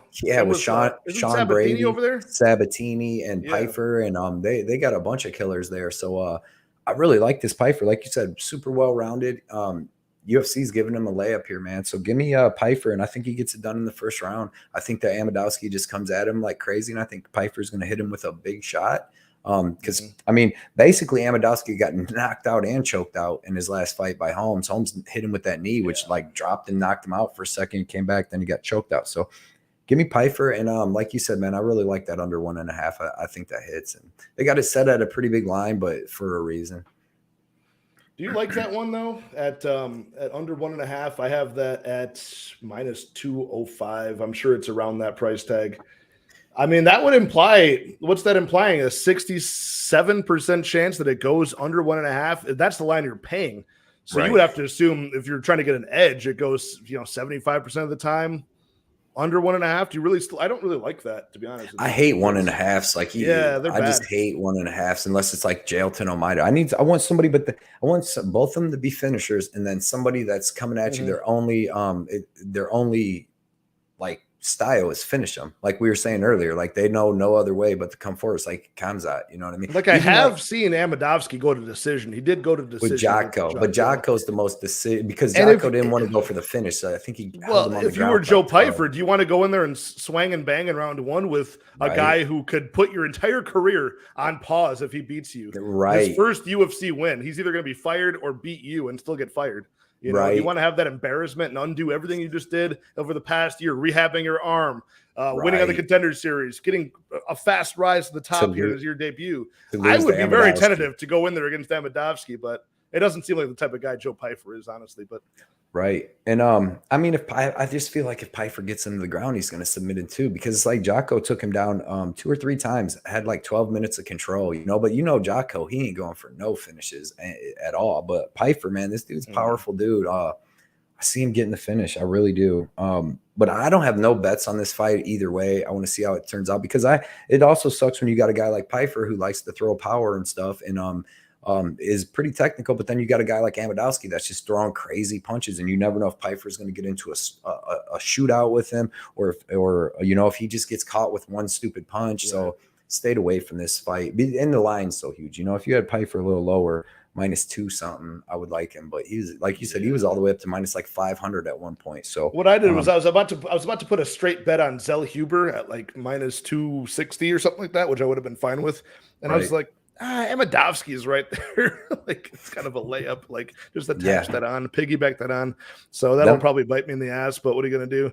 We got Victor De Jesus saying, so BetMGM messed up the Pyfer by KO line, which was listed at minus 165. If you kept scrolling down, it's listed at plus 600. He was able to play 1.35 units to win 8, and they removed the line. Those are the best. I hope they keep that for you, man. Wow. Nice, who's the worst at that is my bookie. If they fuck up a line and you get money on it, they'll just return it to you and say, really?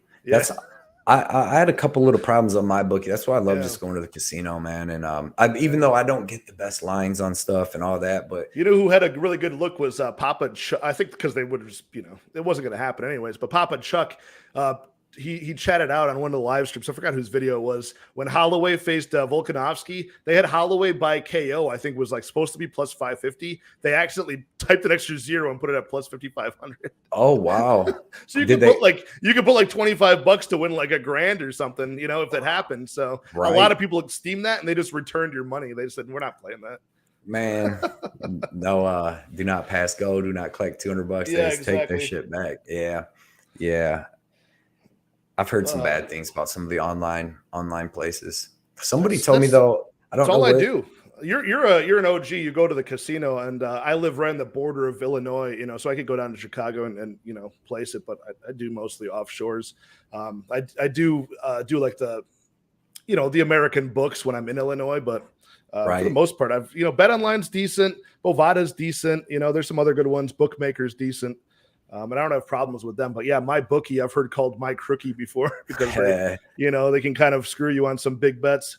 Right. I don't bet online. I bet too much stuff. I would be betting, even like you said, I don't even watch football, but guess who would be betting on the game tonight because it's on me. And even if it's like 20, if I'm like, oh, I'm just going to put $25, that's out of my bankroll for my UFC stuff. And then I did that one time, man. I went to the casino and I won like $250. And then I went and played blackjack and lost like $75 in like 5 minutes, and I'm like, man, it took me a whole week to make that $250 and I had to do all this thinking and all that. And I just I'm like, never again.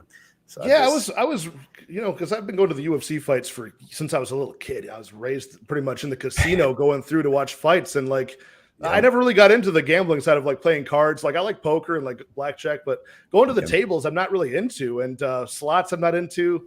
I did that mostly as a kid. I'm not into that. Like I like watching fights and watching people like you're not watching cards. You're watching like people actually fight for your money. Yes. And a football game, especially like what you got, I don't even know what you would bet for that. You bet like, I know there's different props for football of like what the players can do and rushing yards and things.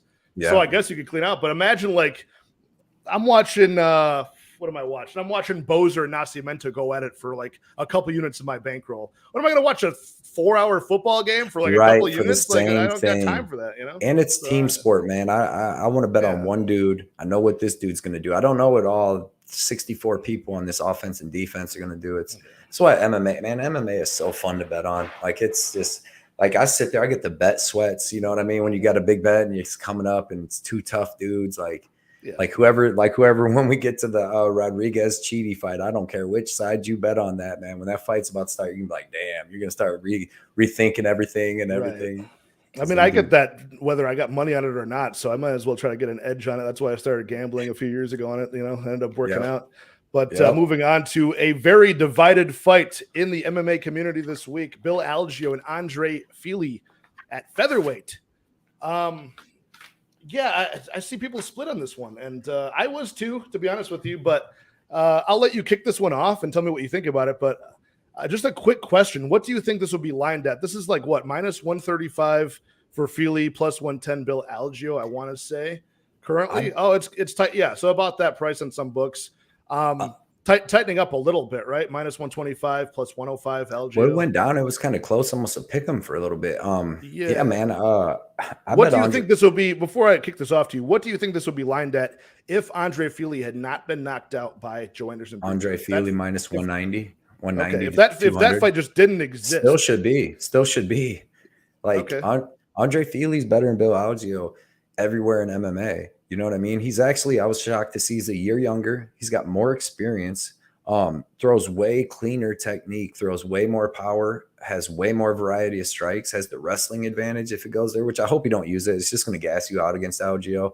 I had a bet on Barriault when he fought Algeo, and as soon as he came out and just started freaking spamming takedowns, I'm like, dude, this dude's going to gas out and get beat. But that's the way Algeo wins his fights. He's usually getting beat up a little bit and stuff until he comes back. He out hustles and cardios his guys and gets the win. But I've never seen Fili. Gas tank ain't never been an issue with him. You know what I mean? Him just fighting badass dudes, and getting caught here and there. He's fought Max Holloway, Yair. He's fought everybody, dude. And Bill Algeo, like, he's good, but literally everything that they're like the same dudes, in what they do in fighting, except Fili to me is better every single place with more power, better combinations, like I said, better wrestling, better jiu-jitsu, maybe not defensive jiu-jitsu. Algeo has good defensive jiu-jitsu, but yeah, man, I'm taking Fili. I take him by a tough fought decision. And I actually think that he should be able to hurt Algeo a couple times on the feet, you know, like stun him, maybe not drop him, just hurt him a little bit. You seen what against Daniel Pineda, how on Fili was, man. And I think he can get in that flow state here. If he wouldn't have underestimated Brito and just got caught with that punch, he was going to fuck Brito up too. Like, I really like Fili as a fighter, and I like Algeo too, but it's just like, he's more of like pace and pressure and stuff than actually like completely fully skilled technical MMA fighter. Like, he's more toughness and gas tank. He's junkyard dog. But yeah, give me Fili, and I'm going to take Fili by decision. I don't think he finishes Algeo. I think the over fight goes to decisions. A really good bet on this, but yeah, give me Fili. It's gonna be we're on this week, man. That's exactly what I got circled here. Is Fili decision plus 150 for Andre Fili decision. I like Fili in this fight. Obviously, he is a little bit hit or miss. You know, he's had 18 UFC fights, which is an advantage in itself, but he's gone 9-8 and 1 no contest in those. Right. You know, should be 10-8, right? Because he was destroying Pineda in that fight, and that's Pineda's best round is early on. So he was picking him apart. He's been hit by that overhand or that counter from Joe Anderson Brito before. He was dropped by Charles Jourdain with that same strike. He can get reckless and get countered. Bill Algeo, not known to be like a big power puncher that way, but he's also very durable. So I see this going over more than not. And yeah, Andre Fili's a guy who's been, ever since he started in the UFC, he's been at Team Alpha Male ever since he started. So he's got the wrestling. He's wrestling with these guys all the time. I know that camp's not the best lately with their coaching, but still, I think he can really mix it up because Bill Algeo gets taken down in every single one of his fights. Even Herbert Burns, who's like basically a corpse after round, like, you know, halfway through round 1, he was taking him down. Even in round 2, when he was on the ground, he was like wrapping up his legs and still managing to get Algeo on his butt. So, you know, I don't really count both of their last fights as much, right? You got the flash KO from Joe Anderson Brito and Fili. Almost the best way to get finished because it's like you didn't show that you were dismantled over 3 rounds. Right. You just got caught. Yep. Bill Algeo fought a guy who, you know, was coming off of like a 2-year-long layoff and was a corpse as we expected. Yeah. So I don't count that either. So I think this will be lined quite differently if both of their former fights were not taking place. I like all the experience. I like the wrestling edge for Fili. He'll get Bill Algeo down. That is for sure. Will he keep him down is the question. I wanted to have a bet on this fight. I wanted to bet Fili when it got closer. I was hoping I would eventually get plus money on him, at least plus 100, plus 105. I was shocked it kept lowering. It didn't happen, so I'm not betting this fight, but I do like the overs and the decision prop for Fili, like you said, but I'm staying off of this from a betting perspective. This is where we find out if Bill Algeo is what he's cracked up to be. Right. You know, 33 years old, kind of bursting onto the scene. And Andre Fili, like you mentioned, he beat, you know, he's losing to Max Holloway, Calvin Kattar, all the top guys he'll lose to. He'll beat the guys that don't belong. And then he's kind of 50-50 with these guys like Bill Algeo that are in the middle. So we'll find out, but it's something I want to stay off of because, I don't know, I kind of give Andre Fili a plus 100 chance of winning as well, right? Like, like I don't want to pay the bookie's price tag for him. Right. But yeah, Fili by decision if I had to make a prop on this one. Or the over is at minus 240 is the over 2.5. Yeah, they got that juiced up. I mean, but it should. I mean, like you said, because that's the thing is like the way usually to beat Fili, you know, is to KO him or get him out of there. Like, because even his fight, Fili's fight with Sadiq Youssef was back and forth and just a really good fight, you know. And Sadiq Youssef beats the shit out of Algeo in my opinion. But yeah, man, I don't see anywhere that Algeo is better than Fili in MMA. I did see early Wayne Punk. I did see his girl, good looking gal. I saw them attend a wedding on his Instagram. He was dressed in like a little cowboy outfit. They looked like a very handsome couple. It was very nice. He's funny too. I seen his comedy show thing he did for like on ESPN. Wait, stand up? It was for like a UFC thing on like Fight Pass, and it was pretty fun. It was like UFC fighters did some stand up. He actually had some funny stuff. Wait, what? Are you fucking with me? Mm-mm. Who else was on the set? Who else did a stand up? I seen a show, and then he was the only one that I actually heard some of his stuff. He was talking about like when him and his girlfriend first met, she laughed at all of his jokes. Now she's just like, he'll say stuff. She's like, get the fuck. That's how my girlfriend is. So I laughed about it because we've been together like 22 years. So sure. Yeah, no, it was on. Yeah. It's all funny until you're together. Then you're not so funny anymore. Yeah. It's like they Frank, said. Are you guys fucking with me with this? Are these guys doing sets? Like No, they Frank did. Yeager's It doing was, yeah, no, it was for something. They did it and it was funny. It was actually funny. I want to watch the whole thing. But yeah, I seen Fili do it. And I think it was like UFC fighters. It was on something, man. It was on Fight Pass for like maybe like a jiu-jitsu tournament. They did it before it or something like that, you know. I want to see Khamzat Chimaev do stand up. Kill everybody. Who else do I want to see do stand up? Not Brendan Schaub. I would like to see McGregor, dude. What about McGregor could kill on some stand up? Paddy Pimblett, maybe. I still can't believe this is real. Okay, Cejudo. I'll listen to Cejudo. Check Cejudo out. No. Chael Sonnen. Basically, every time the guy talks in stand up, he would kill. Chael's the funniest man. His when him and Tito had that presser for freaking what was it? Bellator. I think it was for Bellator. Yeah, he was talking about Jenna Jameson, dude. That was the funny because Tito's like, you know, he's smiled. Well, I actually like Tito and stuff, but it was just funny. Chael's too funny. You do not. I'm a huge Chael Sonnen fan. He was always one of my favorite guys, man. Love him. The pre-fight pressers for like, what was it, UFC like 110 or 117 when they fought the first time. Oh my God. All summer long, this guy is just cracking jokes. I love them. What about on the Ultimate Fighter with Wanderlei Silva? Can't let you get close, Wanderlei. Can't like he's dude. And then people that don't like him just didn't understand that was a whole stick. That dude's really smart, man. That dude is. I think my favorite thing he ever said was on the MMA Hour back in the day with Ariel Helwani. Ariel is like, "So Chael, how's the training camp going?" He's like, it was like the end of a huge angry Chael rant. He's like, "How's the training camp going for the Silva fight?" He's like, "Training camp is for kids. I don't go to camp. I don't roast marshmallows. I don't tell spooky campfire stories. Training camp is for nerds." And he just like hung up on him. Love him. Yeah, dude. Was he the one that hung up on Dana?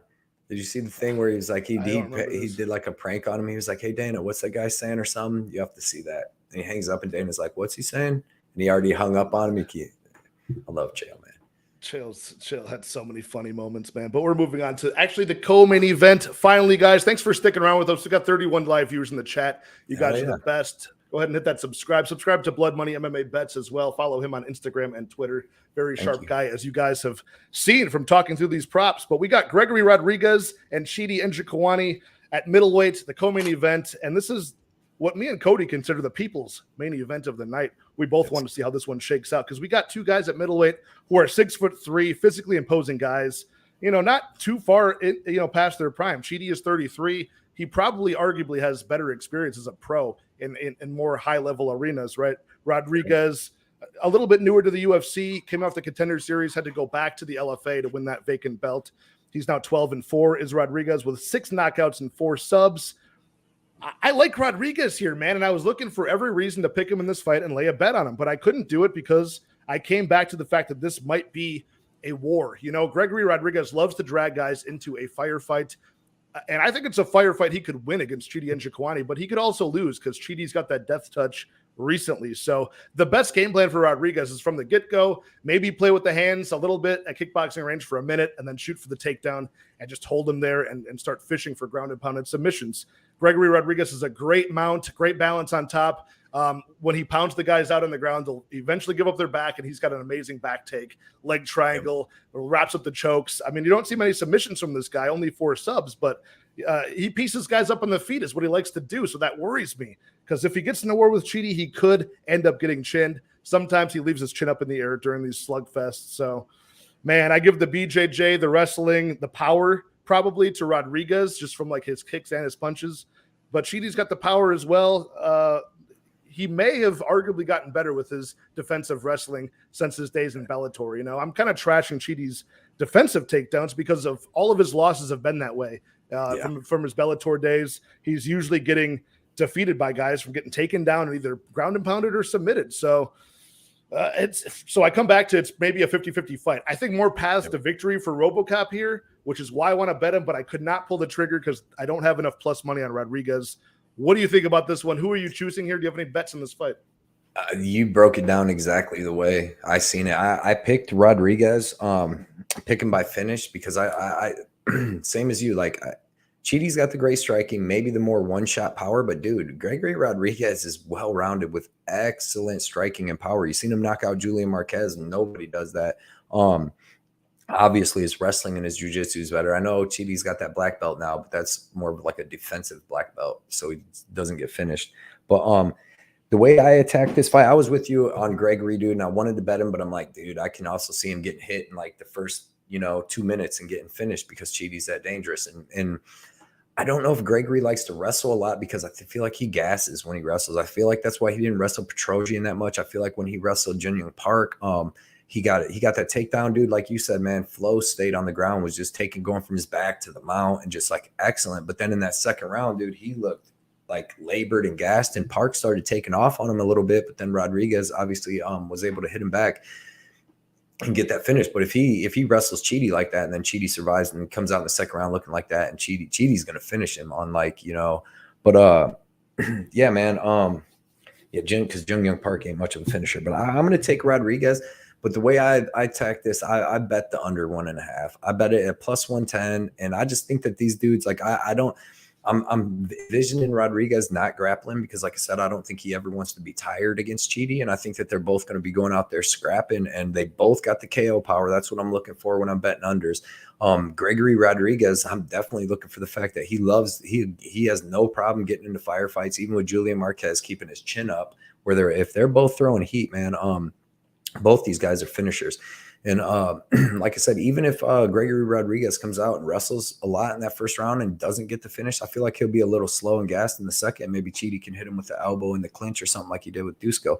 But yeah, man, I like the under. I think that these guys are going to be banging. Both of them's tough as hell. I think that either one of them gets hit real hard. They want to get that back right away. And that can either cause them to get knocked out or get the knockout. And I think this is going to be a crazy kind of fight with Marquez, because that's kind of how Gregory Rodrigues, all his fights are. Even though he's like one of the most technical mofos with striking, jiu-jitsu, wrestling, he gets in them dog fights. That's just how he does. So yeah, man, I like the under. I wish I had obviously under 2.5, but I just logged into FanDuel just to see what a obnoxious American MILF was talking about. Fight ends in KO is a good look. Fight ends in KO is something that's offered on books like FanDuel, and that right now I'm looking at minus 135 for fight ends in KO. No matter who gets it. Yeah, that's not bad. That's a good bet. That's a quality bet right there. They probably will. I mean, yeah, it's just. And that's all fight. You get to the end of the third round, right? Right. Yeah. The one that I also like that's a kind of a contrarian play to the under is, what if it does get extended late? What if Rodrigues does survive? Chidi survives. Gregory starts to wrestle in round 2. Round 3, it goes to decision. Who has the better? Like, they both got strikes off. Rodrigues got the takedowns, the control time. Rodrigues by decision is plus 550. Oh wow, yeah. If it goes to decision, I'm favoring Rodrigues in that. Yeah, I mean, that's again, you don't want to be having a heart attack the whole time waiting for that to go to decision. Yeah, you do that over. that would be like a real small sprinkle in that one. But I think that's a good price for plus 550 on that one. I remember on Twitter, MMA Propaholic was asking about plus 500, plus 550 Rodrigues submission, if he thought that was a good price. I think it's a very good price, because I think it's a likely outcome. I mean, we've seen Chidi and Njokuani out-wrestled and out-grappled his way to a decision loss before. Rafael Carvalho in Bellator was that same way. Usually, though, I feel like if Chidi starts getting out-grappled like that, he can kind of fold a little bit. Like who's Salter got him. Korishnikov, though, he just kind of beat Chidi down standing up and on the ground. Right. But that dude's a bad mofo, dude. I just think that these guys start striking, man. And even if Gregory gets Chidi hurt in the stand-up, he's going to go for the kill like he does, and they both throw heat in everything they do. That's why I like this under. That's exactly the scenario that I'm avoiding in this fight. That's why I think you're on the right side of doing the under in this one, because I think if Rodrigues tags him, gets him any bit hurt, he does smell blood in the water. He goes in for the finish recklessly, and Chidi's elbows recently have been really the death touch. Knees too. His knees to the body are crazy. Yeah, whether on the ground or standing, like he just did against Duško Todorovic, the elbows are nasty from Chidi. I don't want to bet against Chidi. I like Chidi and Njokuani. He's clearly, you got that sibling thing where Anthony and Njokuani, probably not even the most talented guy. It might be Chidi here. He's got a better career going so far, better names, and a better record. So, yeah, I like Rodrigues to win, though. I'm a fan of both of these guys. I think I like Rodrigues just a bit more. I had to check my own bias, and I'm not getting a big enough line to bet him here. Right. Anybody betting either side of this, dude, it's going to be like, because it's like because there's certain fights, like you said, like I favored Rodrigues, thought I might want to bet him, but it's like, man, who really knows who's going to win this fight? Because there's so many different outcomes that can happen on different, depending on how, if Gregory Rodrigues is going to wrestle, he's going to strike, is like, there's just so many if ands or what's, buts, all that, everything. So I just like that under. I think these dudes, both of, I mean, when you pick an under, you definitely want both dudes KO power, and that's what these dudes bring. They both their last finishes have been pretty quick. So I like it. Let's move on to finally, at long last, the main event at bantamweight. We've got Corey Sandhagen, I think now down to number 7 in the rankings against Yadong Song, who's number 9, just broke into the top 10 as a 24-year-old Chinese prospect. Man, this guy has had a fast rise to the top here. We got Corey Sandhagen right around minus 190, minus 200. Song Yadong is about plus 160. Yeah, I mean, I'll start this one off. I like Corey Sandhagen here quite a bit, and I thought his money line was quite a steal. I mean, this is a very good spot I look for, because they do pit guys together like this every so often, where you got a fast-rising young prospect who's coming off of, finishes, right? But you need more than just finishes to take on Corey Sandhagen. Let's be honest, the decision wins that Yadong Song has had. I think the Casey Kenny one was very legitimate, even though that was a split. But then you have the one like Marlon Chito Vera. I think that was unanimous, and that one it's kind of dicey. I don't know about that one, So he has at least the cardio. He can slow down a bit, but you got Corey Sandhagen with this high-level experience, just going back-to-back 5 rounds. So back-to-back 10 rounds total against Peter Yan and TJ Dillashaw, 2 former champions who both push a pace, and Corey Sandhagen outstruck both of them, even though he lost the fights. Very good pace in the fights, good experience over top guys. I think you could probably give the power advantage in the boxing to Yadong Song here, maybe, but Sandhagen's got the power in knees that he sets up. The flying knee over Edgar was nasty. Setting up the traps like the spinning hook kick over Marlon Moraes, nasty. He's got great distance management. He's got the ability to switch stances, hit you from jabs and leg kicks out of both stances. I think it's going to be a lot for Song Yadong, who's got a bright future in the UFC, but I just don't think a win over Marlon Moraes in round 1, which is expected. Julio Arce in round 2, a very shocking one, I think, that he was able to finish him that quickly and the way he did. Casey Kenny going to the decision, you're showing me a lot of skills here, but it's not like, championship level at this point in his career. Right. If he beats Corey Sandhagen, he's certainly there, but Sandhagen is going to give him so many different looks here. A guy with so much experience and just really good movement. Yadong Song is starting to fall in love with his power a little bit. Really, he was headhunting against Marlon Moraes. He wasn't playing a clean technical fight. He was throwing looping hooks and uppercuts, and they happened to land on him. I never see Sandhagen caught in that range. So he's always very all the way in, all the way out. I love Sandhagen here. Give me him on the money line. I had 2 units at minus 200, and I got him at minus 190 for 1 unit as well, 1 additional unit. So 3 units deep on Sandhagen. I like that a lot here. If I had to play a prop, my boys, who was on that one? It was either Early Weigh-In Podcast or Broke Bets. They commented that they were on 4-5 decision for Sandhagen at minus 115. That's still up on FanDuel. I like that one quite a bit. So yeah, that's nice. You could fade the late cardio of Yadong Song, who we haven't seen there before, or get the decision, which I think is most likely. Honestly, I like the money line the best. I think it's a fair price. What are your final thoughts of the night on this main event, which is a really good one before a week off of the UFC? It definitely is a good main event. I'm definitely looking forward to it. I'm with you on what you said. I like Sandhagen. I like his variety of strikes. I like the size advantage. He has good speed, and he really only has to worry about the boxing of Song. Song's got the nice fast head kick. He don't throw that many of them though. I'm with you. I didn't end up betting Sandhagen. I was like, I'm just going to watch this main event as a fan. I had some other good bets in, but I really do like him. I as long as he can avoid Song's, right hand, basically, like you said, uppercut, overhand, straight, all that for the first 2 rounds. Song usually slows down. You even seen against Kyler Phillips. Like, that should be a blueprint for Corey Sandhagen on how to win. I believe that Sandhagen actually has decent enough wrestling that if he level changes at the right times too, he can land a couple takedowns of his own. That's what Kyler Phillips was doing to get the win over Yadong. And the only other thing here, this is really what kept me off of this bet, to be honest. Throwing him into a parlay or anything, was the small cage again, because Corey Sandhagen likes to get that movement going, likes to be out in distance, keeping his range, and this is in the small cage, which is going to favor Song. I'm just coming forward with speed, blitzing in with punches.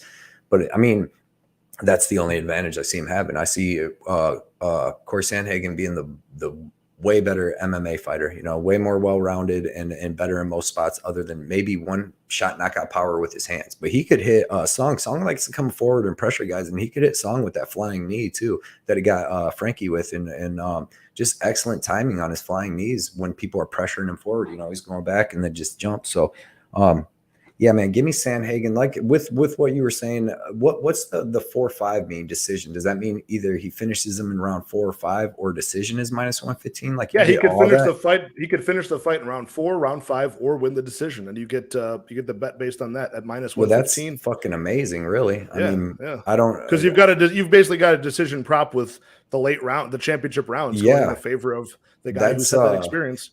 Yeah, I don't think my casino offers stuff like that, but that's fucking amazing right there. That's because I could see maybe even Sandhagen getting a finish in the 4th or 5th, because like I said, my only hesitation to that is historically both guys, when they do finish fights, it is usually like in the first 2 rounds. It's usually like under 1.5. What's Sandhagen just by decision, just straight up? Somebody in the chat. I don't know if I gotta. Let me look on best fight odds. I meant to write that down because I was going to look for it. It wasn't impressive to me, which is why I didn't bet it. Because just fight goes to decision is like somewhere between like -140, -150. I'm looking on best fight odds. Sandhagen to win by decision like +115, +120. That's a long time. At bantamweights finish these days. I don't, they tend to finish. And these dudes are the dudes adding to them finishing stats, but they're both so hard to finish themselves. Yeah, so especially over a 5-round fight, for it to go all 5 rounds and then my prop hits, I really want to transform that money line. I'd want it to go from a -190 to a +190 if I've got to wait 5 minutes, and have them dodge all those obstacles. I really want a big transformation of that money line when both guys are finishers, early on. Yeah. But yeah, Sandhagen, my take for this fight is that I think it's going to be a lot more wrestling than we think it's going to be. I think it's going to be Corey Sandhagen flipping the script and actually getting takedowns to tag on to each round. He outstrikes him, he moves on him, and then he catches Yadong Song over swinging. He goes for the takedown. I think that might start as early. I think that might start as early as round 2, honestly, in this fight for Sandhagen. I think he's going to mix it in. We saw him do it against Peter Yan, which is hard enough to do. I think he'll do it especially on Yadong Song here. So, what do you think about the chance that that Song will come out slower because it's 5 rounds, so he knows he's going to have to pace himself a little bit. So maybe that first it comes, kind of slower for both of them. I think for being in a main event spot, the biggest fight of his career, I think he will come out a little bit slower. But eventually, he's going to have to look. I mean, that's one of his. He knows it's one of his win conditions is to try to catch, try to read a pattern in the movement of. Sandhagen almost has that same like figure 8 style of footwork that like Dominic Cruz sort of has, switching stances at certain points. So Yadong Song's gonna have to find those positions where he knows that Sandhagen's like switching stances and his feet are together. That's when he's going to go for. That's when he's going to leap in for like a leaping left hook or something and go for it. He's going to have to look for that. But I think he's going to be hypnotized by that movement. And you see guys that are power punchers really be low output that way because that's not the right moment. And then the bell rings and the round's over. They've lost. And it doesn't get any better. It takes cardio to be that coiled up for a power punch over 5 rounds. So sucks though being in that small cage, man, because that's going to help Song. When he does want to take off with his punches, he's got way less places to go. And Corey's got way less places to go. Oh man, I like Corey's well-rounded game. The dude's tough. He showed a good chin his whole career. He's that jab. Corey's jab will be on point on Saturday. And what I think that's true.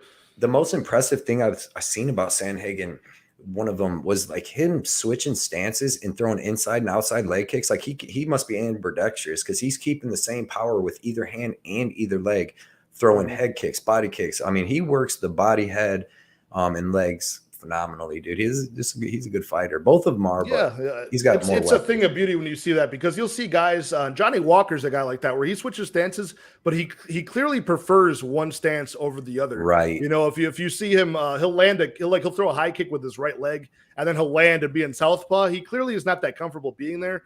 There's a lot of fighters like that, but you see Cyril Gane, fighters like that, totally comfortable either stance. He's hitting you anywhere. Very similar. Yeah. So. Yeah, and broke that saying. I just hope Cody doesn't use too many spinning techniques. I think Corey's going to play a very, Corey. I'm talking to Cody, not Corey. I think Corey's going to play a very smart fight here. Coming off of 2 back-to-back losses, he knows he needs this one for sure. So, yeah, we're both on the same side of that one as well. We had a couple disagreements, but as far as even when we disagreed, we were on the same side of at least the time props when these ones finish. Right. So, do you want to wrap up with your top 3 props for the card? I'll go over mine real fast, and it is mostly the time props. You know, I like the Pyfer by KO. I like the Nascimento Boser fight under 2.5. I do like that one, even at the price it's at now. I think fight doesn't go over the under 2.5 in that heavyweight fight. Man, if you're getting under 220, I think you're in a good spot on that one. And I like the Giles Cosce fight doesn't go, which is around -180, -175 at this point. You know, fading the guys who have never been to decision, I think is a good look on this one. You could make a very good parlay this week, guys, just off of some fight doesn't go, some violence betting action. What do you have for your top 3?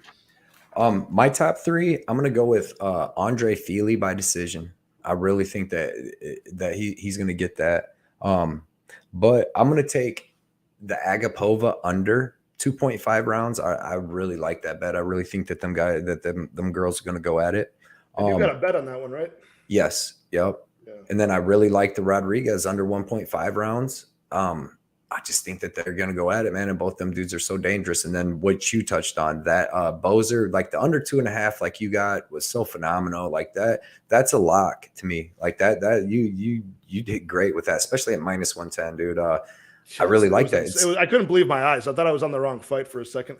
Yeah, because Boser, when he knows he's better than someone striking, he's going to go in for the kill. Like he throws power and he's going to be so much better. And then if not, bare minimum, if Nascimento is able to get that takedown, he's going to get the finish and under the 2.5. So I really like them 3, the over-unders. Agapova under, Gregory Rodrigues under, and then the Boser under. Yeah, there we go. A lot of violence this week, guys, and we got 14 fights in the card. These are my favorite spots. I hope all of them stay on after the weigh-ins tomorrow morning. I hope Aspen Ladd doesn't, collapse or something like that. I hope they let her fight. But this is almost like the COVID era in 2020, 2021, where they would load up 15, 16 fights expecting 4 of them to fall off. And every now and then, sometimes they kept all 15 fights. Yeah, so we'd have a real big card. This starts a little bit earlier in the States. I think it's what is it? My time, it's 3 p.m. Central time. Yeah, I love it, man. Gonna sit in the backyard with a couple of buddies, smoke a cigar, drink some whiskey, and watch the money roll in. I hope it's the same thing for you guys. And Cody, it's been a pleasure, man. And all 28 of the live viewers still in the chat. We've done an hour 50 just talking about all 14 fights and all the props. So I appreciate you guys. Man. The best subscribers. Like the video, go follow my guy Cody at Blood Money MMA Bets. He just broke 1,000 subs, and he's one of the fastest rising guys. Very smart gambler. I'll give you the floor. Let people know where you can be found. Yeah, man. Like I said, appreciate you giving me a chance to come on the show. I had a lot of fun talking. You obviously know a lot of your stuff. It was very fun talking with you. You can find me at Blood Money MMA Bets on Instagram. It's where I post all my betting stubs. You probably get a couple of my bets a little earlier on there than you will. I'll put out my official bets video tomorrow at tomorrow afternoon. But yeah, catch me on Twitter at Blood Money MMA Bets. Catch me on Instagram at Blood Money MMA Bets, and then on YouTube at Blood Money MMA Bets, doing breakdowns. We do some live shows together before the pay-per-views, and I'm sure we'll be doing a lot more live shows together too, man. Absolutely, man. My favorite are the ones before the pay-per-view cards. Yeah. With you, me, Johnny, and Broke Bets is on there. We got Effie, we got MMA Jesus at Dev the Dude. Those are some fun ones, man, to just pass the time before the fight starts. So once again, you guys, I appreciate all of you guys for stopping by, liking the video, subscribing, and good luck this weekend. I think we have 1 week of a break in between UFC events. So let's make sure we come out on a winning event to rest on that week off, and I will talk to you guys next time. Cheers. All right. See you. Good luck, everybody. See you guys later.